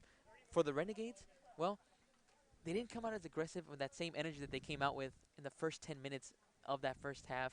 They just seemed to be kind of waiting for that perfect counterattack. Again, we go back to that one great shot where Edgar Gonzalez just kind of sliced that pass right over to Cervantes, and Cervantes going cross court, trying to catch the goalkeeper off guard, was unsuccessful to get that one in the back of the net. So I gotta wonder if the Renegades are gonna try to step it up. Like how you said, maybe they were just mailing it in the last couple of minutes, but then they're gonna try to go full speed in this overtime to try to take this game and upset against the Hornets.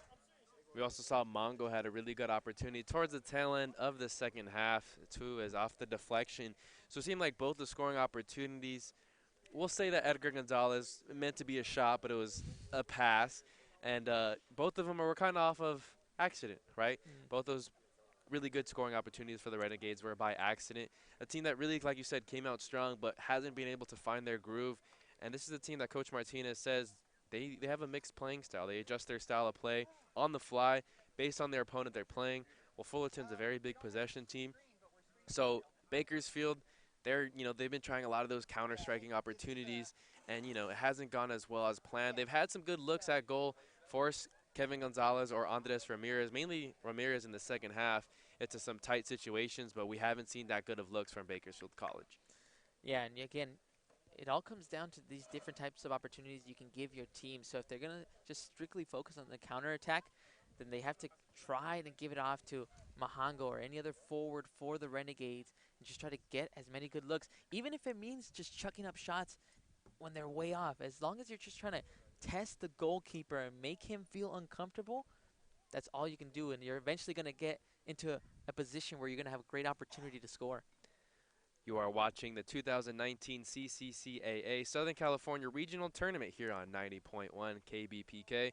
I'm Noah Alvarez, joined by Victor Vasquez and Joseph Pavlenko on the call at the first round of the tournament between Fullerton College and Bakersfield College. At the end of the regulation, it's 0-0 apiece.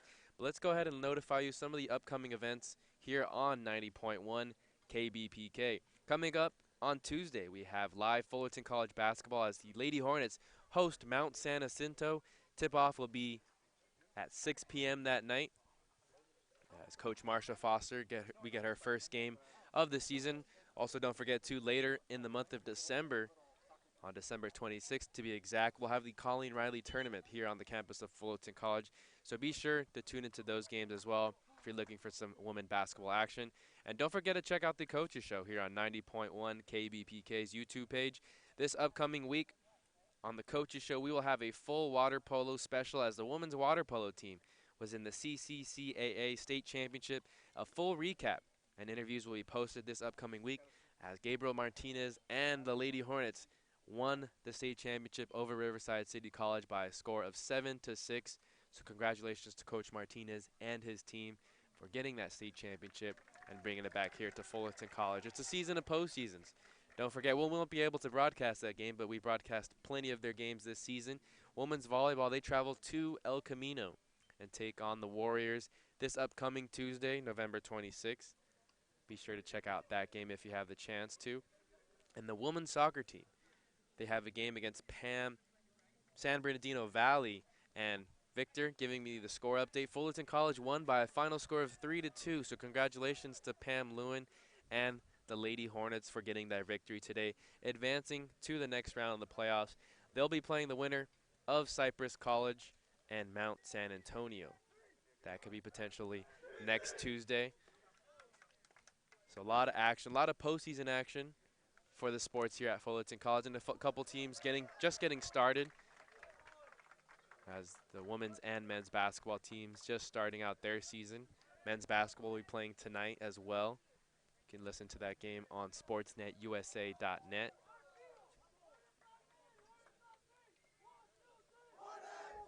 We're just about ready for the first overtime period, and if you're unfamiliar with the CCCAA postseason rules, it becomes a golden goal.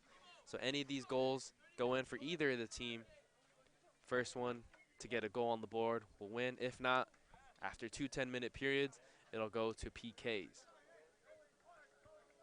We'll see. Go ahead. No, I was going to say, no, I'm very interested to see which team is going to come out more aggressive, especially knowing, okay, you know what?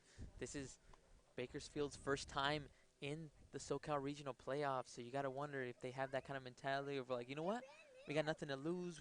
This is our first time. Let's try to enjoy it and try to do as best as we can on this pitch. While Fullerton has been here before, last year they made it to the SoCal Regional Playoffs, so you got to wonder where the pressure is lying for both of these teams. So all tied up at 0 apiece between Bakersfield and Fullerton College. You're just about ready to start the first overtime period. We'll get you the starting 11 for both teams as we settle in. Fullerton heading from left to right as they were in the second half. Heading from right to left is Bakersfield College. Up top at the forward positions is Chris Ryan, Alejandro Castillo, and Kentrell Dorsey. At the midfielder position is Gerardo Leon Cambreros, Ryan Maynardis, and looks like Mike Calderon. And the back four for the Hornets have been playing so well all day. Kevin Aragon at the right back. Two center backs are Brian Martinez and Arnold Gomez, and Manny Tovar over on the left side. The two forwards starting out this overtime period for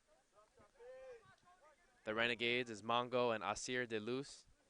At the attacking mid is Edgar Gonzalez. We see him in the midfield. Losing the challenge there, it'll be Fullerton. No, it'll be Renegade ball, so he wins the challenge there, draws the foul. Omar Reyes Madrid, as well as Anthony Ponce. Join Gonzalez at the midfielder position. And back defensively is Guevara, Uriel Herrera, Matthew Solorio, Christian Gonzalez, as well as Mark Espinoza. Gonzalez sends this one into the box. Here's De Luz. Trying to save this one from going out of bounds, and he's unable to do so, so it'll be a Hornet throw-in.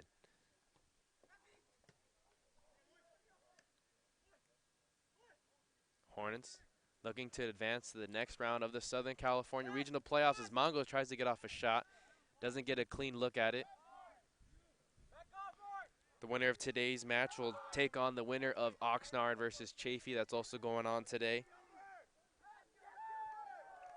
And that game will either be next Tuesday, the 26th, or next Wednesday. So potentially 4 games going on next Tuesday for Fullerton College, depending on the result of this game. As this one's sent in towards the middle, but Alvarez has no problem getting this one. Really active today, Victor, and this is something we've seen all year. 4 games of him having 8 or more saves this season. The Renegades have had to rely on him so much this year, and he's performed. Not only has he performed, but he's delivered as well. Every attempt by the Hornets that has come close to goal, Alvarez has been there to at least put a hand on it, or at least hold it, or at least know that it's going to go past the goal post. So he's done a good job, and he's keeping Bakersfield in this playoff game.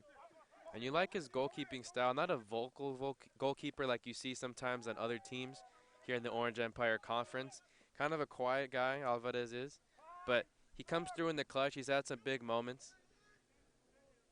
He knows when to come out. Sometimes he's a little aggressive and he comes out very far from his goalkeeper position, but he has that much confidence in his ability, and that's part of the reason why he won Goalkeeper of the Year in the Western State Southern Conference. Here's Reyes Madrid. Not going to get called for a handball. We had a pretty good angle of that one, as Mongo going to get called for the foul as Martinez goes down in some serious pain. Still on the ground over here, one of the center backs for this Fullerton College team. We hope that he gets up okay.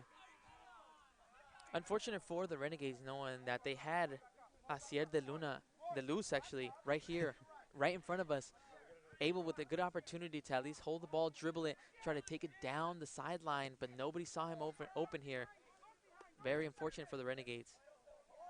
So the Hornets looking to create, very aggressive as their goalkeepers and back line of their defense, moving much further forward here in this first overtime period.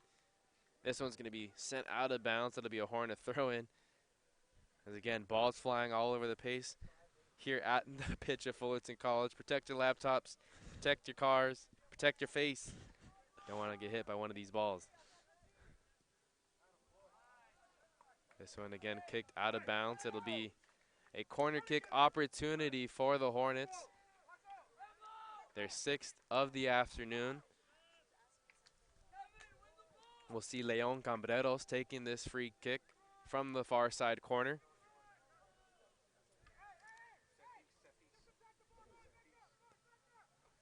Hornets getting into their set piece. They're running in towards the far post, and Castillo gets a good look at it. Try to go for that near post as Alvarez was able to corral that one, and they're going to call a yellow card. A yellow card on Fullerton College as one of the attackers couldn't get a good look at who it was, but one of the attackers of Fullerton College ran right in front of the goalie, trying to distract him from that kick, but it clipped him just enough to where Trevor Wiseman, the head referee in today's match, going to be forced to bring out the yellow card. Can't do that. And Noah, again, Castillo with another great opportunity, this time using his head to kind of direct that ball right at Alvarez. But Alvarez, again, on top of his game today. That's Castillo's second shot on goal this afternoon, as Reyes Madrid and Cambreros battling out towards midfield. Renegades trying to get into their attacking third. Running that 4-4-2 diamond formation. Now they send it forward, the Hornets do. Trying to get it to Castillo, but instead it's going to be deflected into Ryan. Ryan can't control it as that ball had a lot of backspin. Now this one's going to be sent forward to Mongo, and Mongo going to draw the offsides from Littlejohn on the far side. Again, you mentioned it earlier during halftime. Seems like the best scoring opportunities for the Renegades are all offsides. And it's very unfortunate, too, because on that previous play, Chris Ryan hit the ball. And it's just, you got to be very careful on those type of plays because you have a speedy guy like Mahongo who can just quickly run up against the defenders. On that play, he was just too quick. And I'd argue it's really good defense to see that, hey, we're not going to outrun Mongo in a foot race, so let's go ahead and draw that false offsides and see if we can get an offsides from Little John, the far side referee, who's been calling it pretty cleanly all day for both teams, as this one quickly gets the field switch sides. Calderon just outside the box trying to size up a shot there, but unable to do so. Good defense there by Reyes Madrid. It'll be a foul on Fullerton, however. Calderon chatting with Trevor Wiseman. We'll say it's chatting about what he did wrong on that last play. Just trying to get some clarification on it. Just your standard everyday chat between a player and referee. So here's Alvarez. Not one of his best kicks today, but he gets it into the middle of the third. And this one sent too far for Chris Ryan off the volley. So it'll be a goal kick for Alvarez. Still scoreless, 0-0 between Bakersfield and Fullerton College. You are watching the first round of the CCCAA Southern California Regional Playoffs here on 90.1 KBPK. I'm Noah Alvarez, joined alongside Victor Vasquez and Joseph Pavlenko for today's broadcast. Chris Ryan's going to sub out. Kentrell Dorsey's going to move from the right to the left winger, and Chris Smith's going to come in on the right side.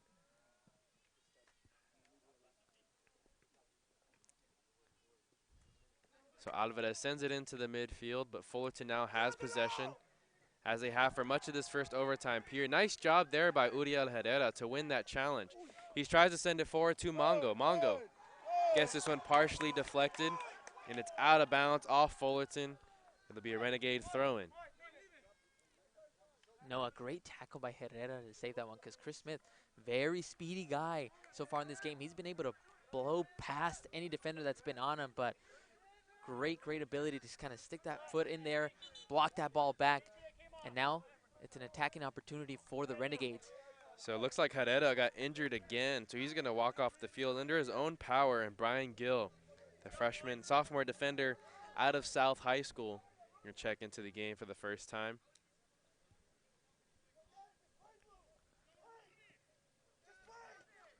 We'll see if that helps or hurts the Renegades.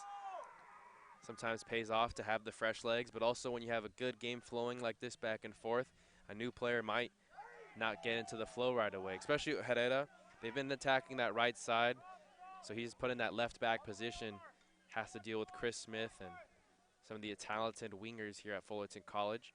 This one's going to go out of bounds. It'll be a Fullerton throw-in on the far sideline, still 0-0 in this first overtime period. Remember, it's golden goal, so the first team to get a goal up will win the match and advance to the next round. Bakersfield in their first playoff appearance as a program. 4th year in their program's existence since the reinstatement in 2016. Coach Byron Martinez really turning this program around. His first time winning the Western State Southern Conference as well. And Noah, what I like of what he said in the pregame was, yeah, they don't have that much experience playing the top teams, in their conference, but they played El Camino, and they were able to play other teams that were highly ranked. They didn't come out with the results that they wanted, but they felt that was enough experience that they needed heading into this playoff game. And he said a key thing, too, that they have nothing to lose in this game. They're going to play their hearts out as Dorsey has a good chance, but it's wide left. Castillo hits the turf. No foul called by Trevor Wiseman. Leaves the Fullerton bench a little upset.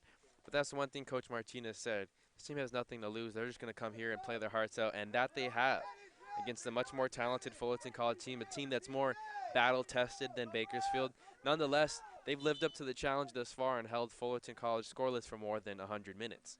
And again, I mentioned it earlier in the game, actually in the first half, Noah, is sometimes the most trickiest teams are the teams that you, not to overlook them, but you're thinking, well, we have the skills and the players to make great plays and take advantage, as there's a foul called on the pitch.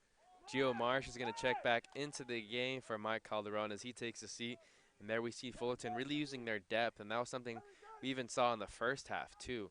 Kentrell Dorsey, Alejandro Castillo, some of the key players for this Fullerton College team and their attack didn't get to play at all in the first half, so some of these players have much more fresh legs compared to the players of the Renegades.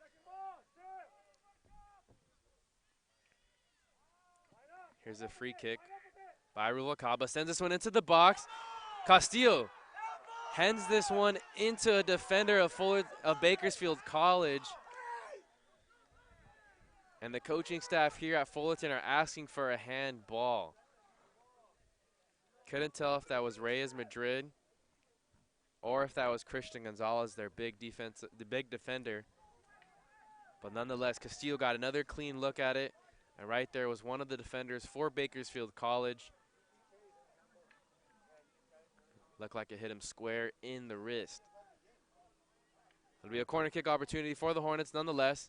Low line drive. Castillo gets another good header at it, but this one's going to be a little too far wide right. Castillo, again, Noah, is just making his impact known as soon as he got into the second half. And that's just the system that Greg Avilas has. It's just trying to substitute guys, and they're just ready for their roles. They know exactly what they have to do on the pitch, and Castillo is just trying to cause some chaos and test Alvarez any chance he gets. Things are now getting a little bit more physical as you see some bodies hitting the floor a little bit more frequently now. Two Hornets run into each other. But you mentioned it, Castillo, one of the better headers that we've seen here at the community college level. We've seen him have 3 good looks at goal today off headers. Unable to connect with the back of the net, but you have a feeling that one of these are bound to go in too if you're a Fullerton College fan. And it seems like now with Bakersfield College, doesn't have the same amount of depth as Fullerton College. You see these defenders, you see these midfielders, hands on their knees, hands on their hips. They're a little bit more gas in this Fullerton College team who's a little bit more fresh. We'll see if that plays a factor as well. As this one gets cleared by Gonzalez. It's crossed back into the zone. Marsh mistimed his jump, and it's going to go past the goalkeeper. So it'll be a goal kick for Alvarez. You can start to sense that feeling from Fullerton, though, is that they're starting to cross it into the box and feed it into their attacking forwards like Castillo or like Marsh. They're just hoping they can feel the intensity starting to rise in this overtime, but they know that a score is coming soon. Alvarez sends it to the middle of the field, and we haven't seen Bakersfield control the ball at all towards this side of the field as another player hits the deck. Trevor Wiseman letting a lot of things go today here in the second half and in this overtime period. Mongo trying to chase this one with Dorsey. Dorsey wins the ball back from him and now is pushing it up the far sideline. Marsh with those fresh legs but can make a great pass to Castillo.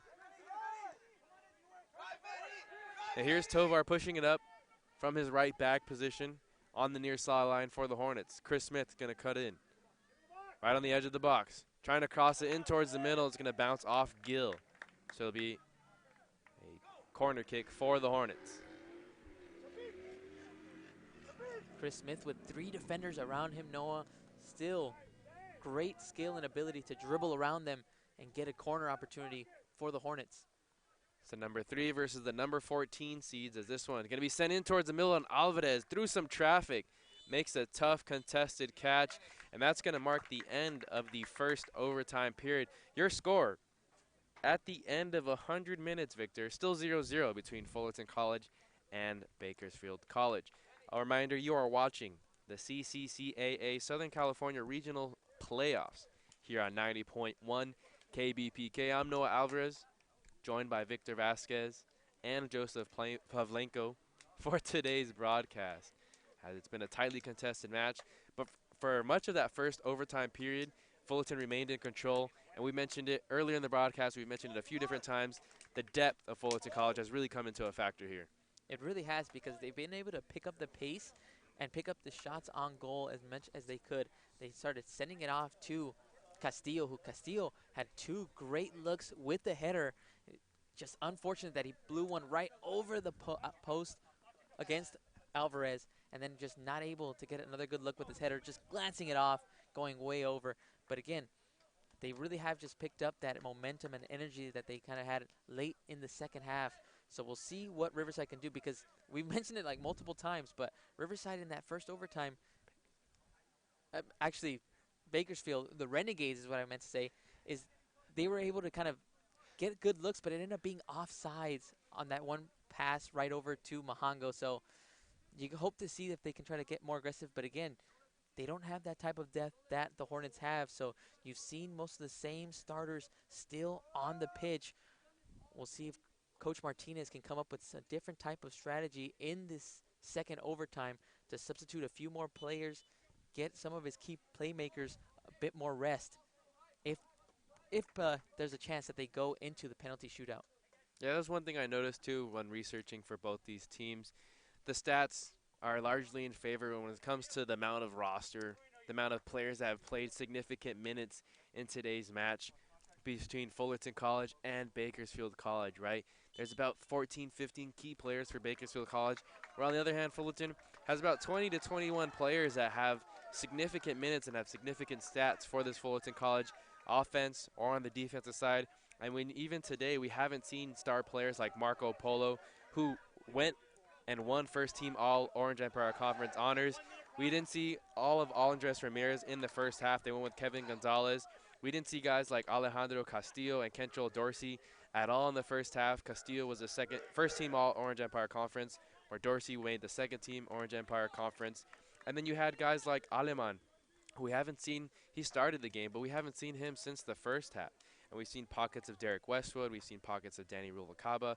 So that just shows the amount of depth that this Fullerton College team here has. And that's going to play a large into factor, especially after 105 minutes in. It's actually 15-minute halves in the extra time periods. So just to correct myself from earlier. So 105 minutes in, and we're still scoreless. We're just about ready to start this second half of the overtime period. Remember, it's golden goal. So first team to score will advance to the next round and take on the winner of Chaffee versus Oxnard College. Tovar now up the left side. You hear the intensity pick up at the beginning of the second overtime period between both teams. A couple players standing on the bench for both sides. It was a relatively quiet end to the second half. As we mentioned, the energy kind of died down, but that first overtime period for the Hornets really dictated the pace and set the energy at a different level, as we'll get you the 11 for both teams in just a second. Calderon pushing up, and up at the forward position is Dorsey, Castillo, and Chris Smith. At the midfielder positions for the Hornets is Calderon, Gio Marsh, and Ryan Maynardis. At the right back position, it's Kevin Aragon still. And at the center back position is Arnold Gomez, Brian Martinez, and Manny Tovar still manning that left back position. He started today's game, has played a full 105 minutes thus far. As there's a hold there by Ceja. Hasn't called anything. Now Wiseman calls the foul there. And this one was just outside the box. Fullerton now have a great opportunity with this free kick. As Noah just mentioned, right outside the box. Let's see what they can try to do on this set play in order to give it off to either Chris Smith or any of the other Fullerton Hornets. So Maynardis will take this free kick. Just outside the box on the left side, about 2 feet away from the light line. Everyone coming back to play defensively for the Renegades, and this one gonna find the back of the net off a deflection for the Hornets.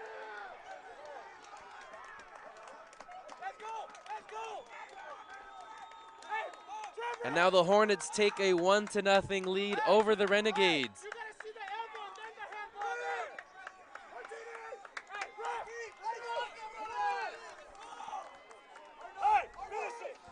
And no, that was Arnold Gomez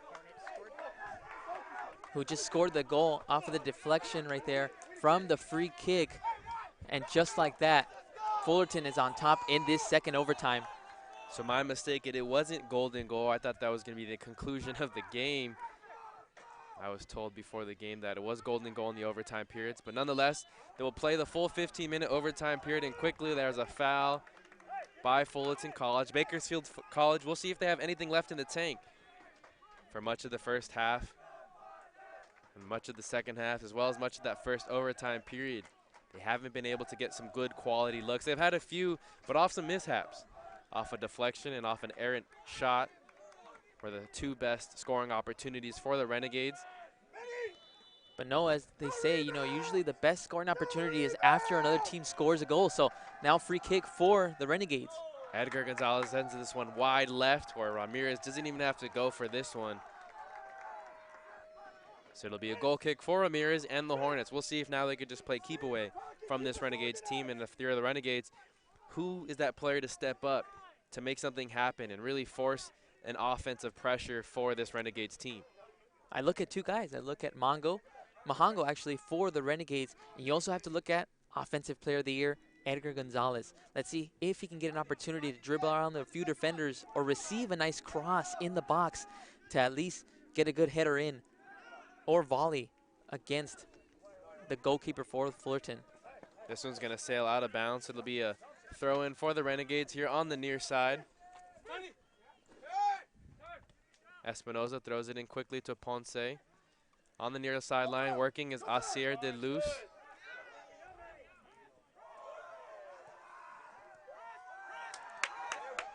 Hornets now dump it off for Dorsey. Dorsey on the near sideline, trying to get past Espinoza, and he does get past Gonzalez, but Gonzalez is going to draw a foul, and not to the liking of that Fullerton team, as Gonzalez picks up a yellow card. And you see some players of the Hornets have some words to share with Christian Gonzalez. No, I just want to mention, nice little give and go by Giamarsh and Dorsey to kind of set up that play down the sideline. Beautiful pass and beautiful movement without the ball Dorsey did on that previous play.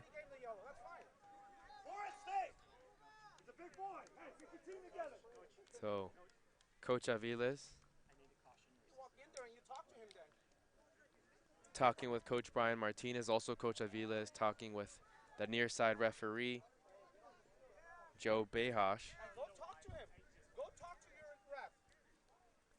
No, you don't got it. As both coaches seem to be very upset. It seemed like all the referees were making the right calls in the early goings, kind of let a lot of things go towards the second half, and now the intensity has really kicked up between both coaches. Both coaches and both coaching staffs haven't been too happy with the flow of the game and how it's been handled in the last 25, 30 minutes or so. And it's always going to be worse, Noah, especially when one team gets a call and then the other team doesn't get a similar call where a tackle was made or you know, a handball that you missed. And there's just things just get a lot more intense going into these overtimes. So is Dorsey on the near sideline, who is trying to push forward, trying to cross something in the middle, make something happen for the Hornets. And Christian Gonzalez, the co-defensive player of the year in the Western State Southern Conference. comes in, takes out his legs, gets partial to the ball, but he draws the yellow card. Dorsey is still on the ground as the athletic trainers here at Fullerton College are still working on Dorsey as he lays on his back. Gonzalez drew a yellow card, the first yellow card on the evening. Second yellow card on the afternoon for the Renegades, as if you remember, Alvarez got called for one for the delay of game. And again, both players, Armando Alvarez and Christian Gonzalez, both getting marked with yellow cards, but they're just, again, sometimes you have no other choice. You either let Dorsey blow past you and get another goal, or you just tackle him and knock him down. And if you're the Renegades, you're in desperation mode. You're trying to hold this Hornets team just to that 1-0 lead that they're hanging on to. You want to make something happen, and you want to get that ball back quickly, and sometimes it's at the cost of maybe, hey, taking out a player's legs and also drawing a yellow card. As Dorsey is able to get up and walk off under his own power. He's at the athletic trainer's table now. So it'll be a free kick for the Hornets in their attacking third. This one's quickly cleared by Guevara. We want to welcome the viewers of both Bakersfield College and Fullerton College. You are watching the CCCAA Southern California Regional Playoffs here on 90.1 KBPK. Now we see Coach Martinez dip into a little bit of his bench. Two players that haven't seen any action on the night.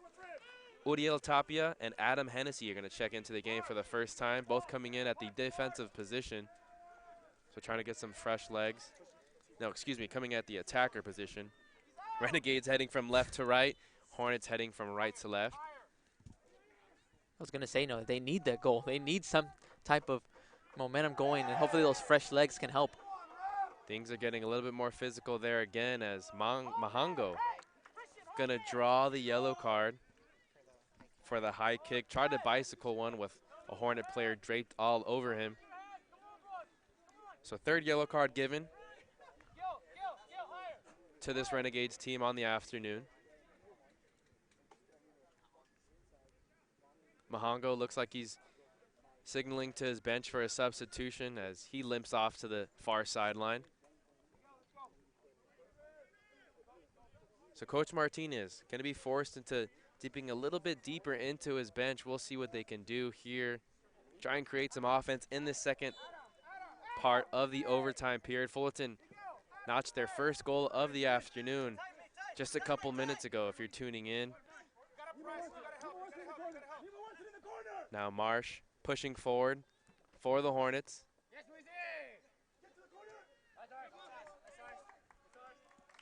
This one's going to be a throw-in for the Hornets. They're heading from right to left in the blue uniforms. They credit the goal to Arnold Gomez earlier. He got off the deflection, off the free kick that was sent in by Ryan Maynarda, so give him the assist. Castillo now pushing in. This one, shot taken. It's going to be deflected off Solorio. Now Tovar in the near corner. Castillo dancing around with the defender. Hornets just trying to play keep away, buy out some time. Now here's Calderon. Calderon takes a long shot, about 10 feet too high of the goal. As some Hornets players and some Renegades players getting ready to check back in. Uriel Herrera going to check back in for Mark Espinosa. And the big and tall Pablo Lozano going to check it back in for Fullerton College. Castillo's going to hit the sidelines and get some rest. No, excuse me, it's going to be Gio Marsh to hit the sidelines. Castillo just going to talk to his coach.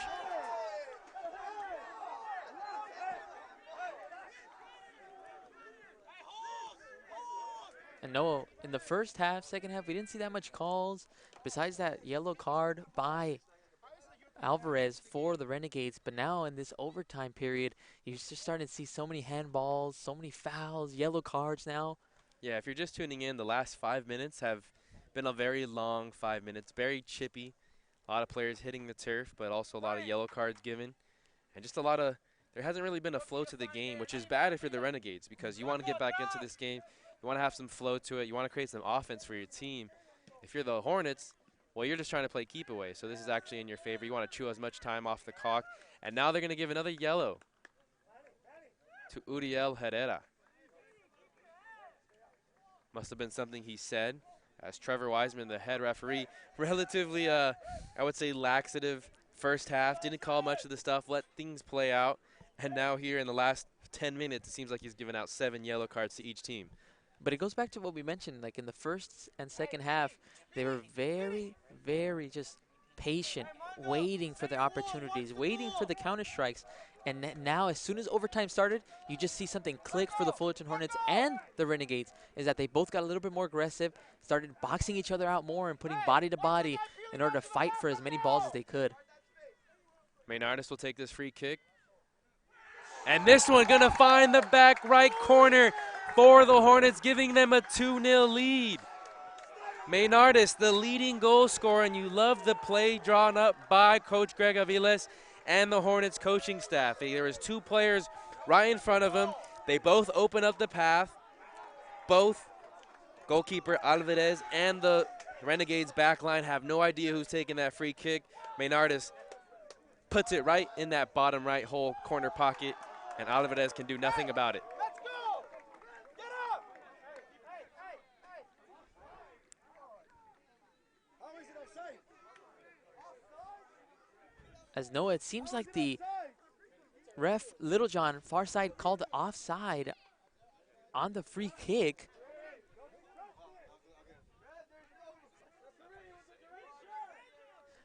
And that's a little bit confusing. Littlejohn does have his flag up like it's an offsides. Lozano arguing with the head referee, Trevor Wiseman. Why?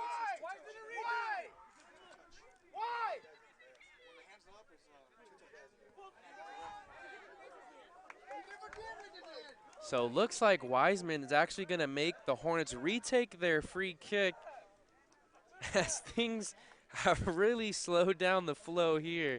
Sorry, we were just trying to process the information for you viewers at home, trying to process exactly what happened. Wiseman saying that he didn't put up his hand for them to take the free kick, but I remember vividly hearing that free whistle.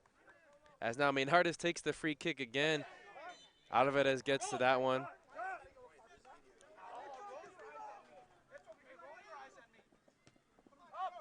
So now it's actually only 1-0. Fullerton hanging on to a 1-0 lead. Renegades need to get something going fast as we're here in the second overtime period. As Guevara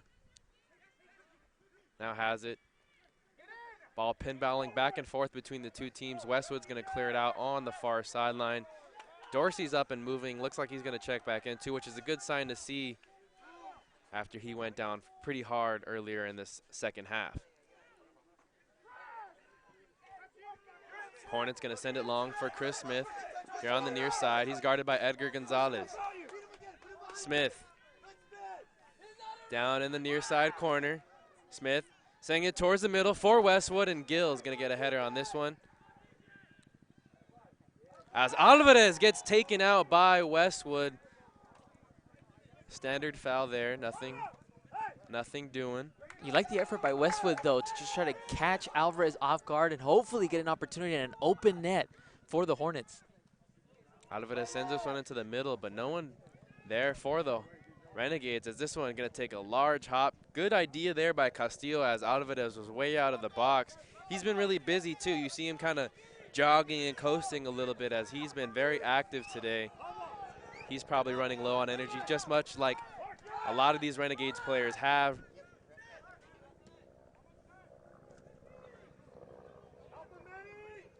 So a couple minutes left to go here in this second overtime period.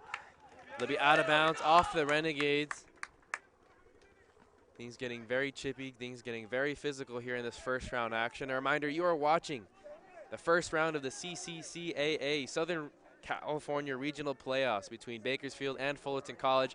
Fullerton coming away with a goal in this second overtime period to put them up 1-0 over the 14th seed Bakersfield College. Lozano can't control this one. It'll be a throw-in for the Renegades.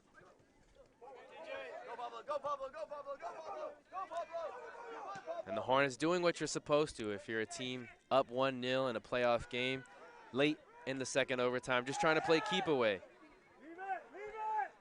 Not only that, they start trying to bring all of their attackers into the defensive third and just kind of clog up the box and not allow any opportunities for the Renegades to get a shot off.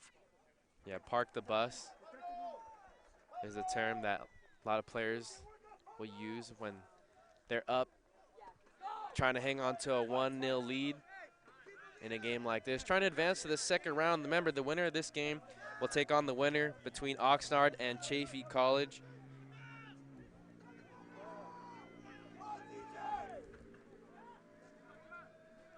As Renegades trying to get something going here late in this second overtime period.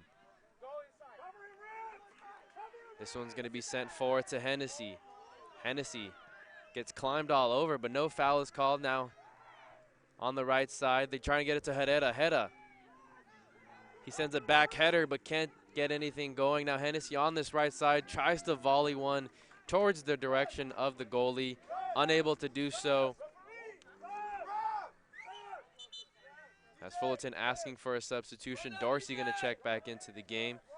So good to see him up and moving after a hard slide tackle that he took from Christian Gonzalez earlier in the game. Derek Westwood's going to check back out.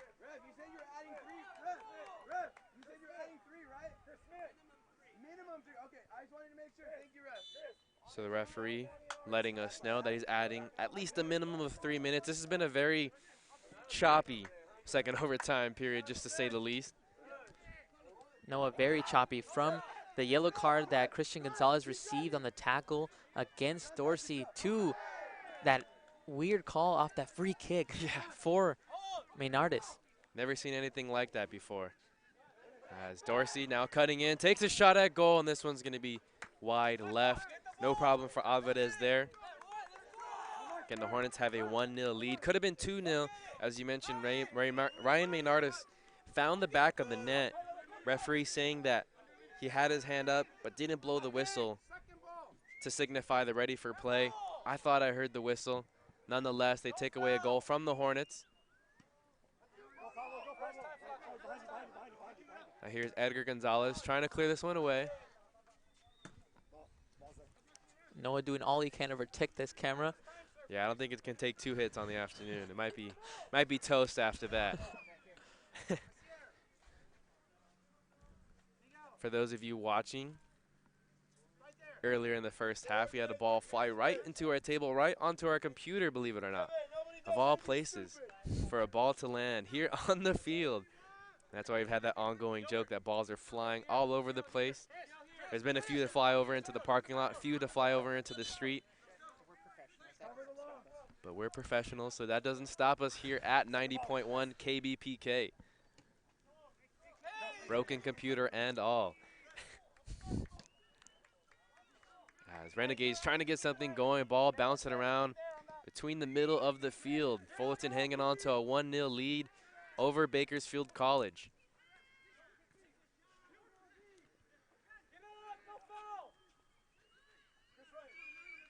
Here's Dorsey trying to win the challenge there. Renegades get possession after the out of bounds. Now here's Dorsey. He has a 2-on-2 scenario with Lozano. And this one's partially deflected out by Solorio, and that's the final whistle. Trevor Wiseman blows the final whistle, and that's going to do it. The Hornets come out victorious in this first round matchup of the CCCAA Southern California Regional Playoffs by a final score of 1-0. Bakersfield College fought hard throughout the match, but they were unable to find the back of the net, which ended up being their doer as the Hornets come away with the victory. And now they will go on to take on the winner of Oxnard and Chaffey College as both teams hit midfield, ready to shake hands. And Victor, got to say, man, it was a pleasure calling this game with you.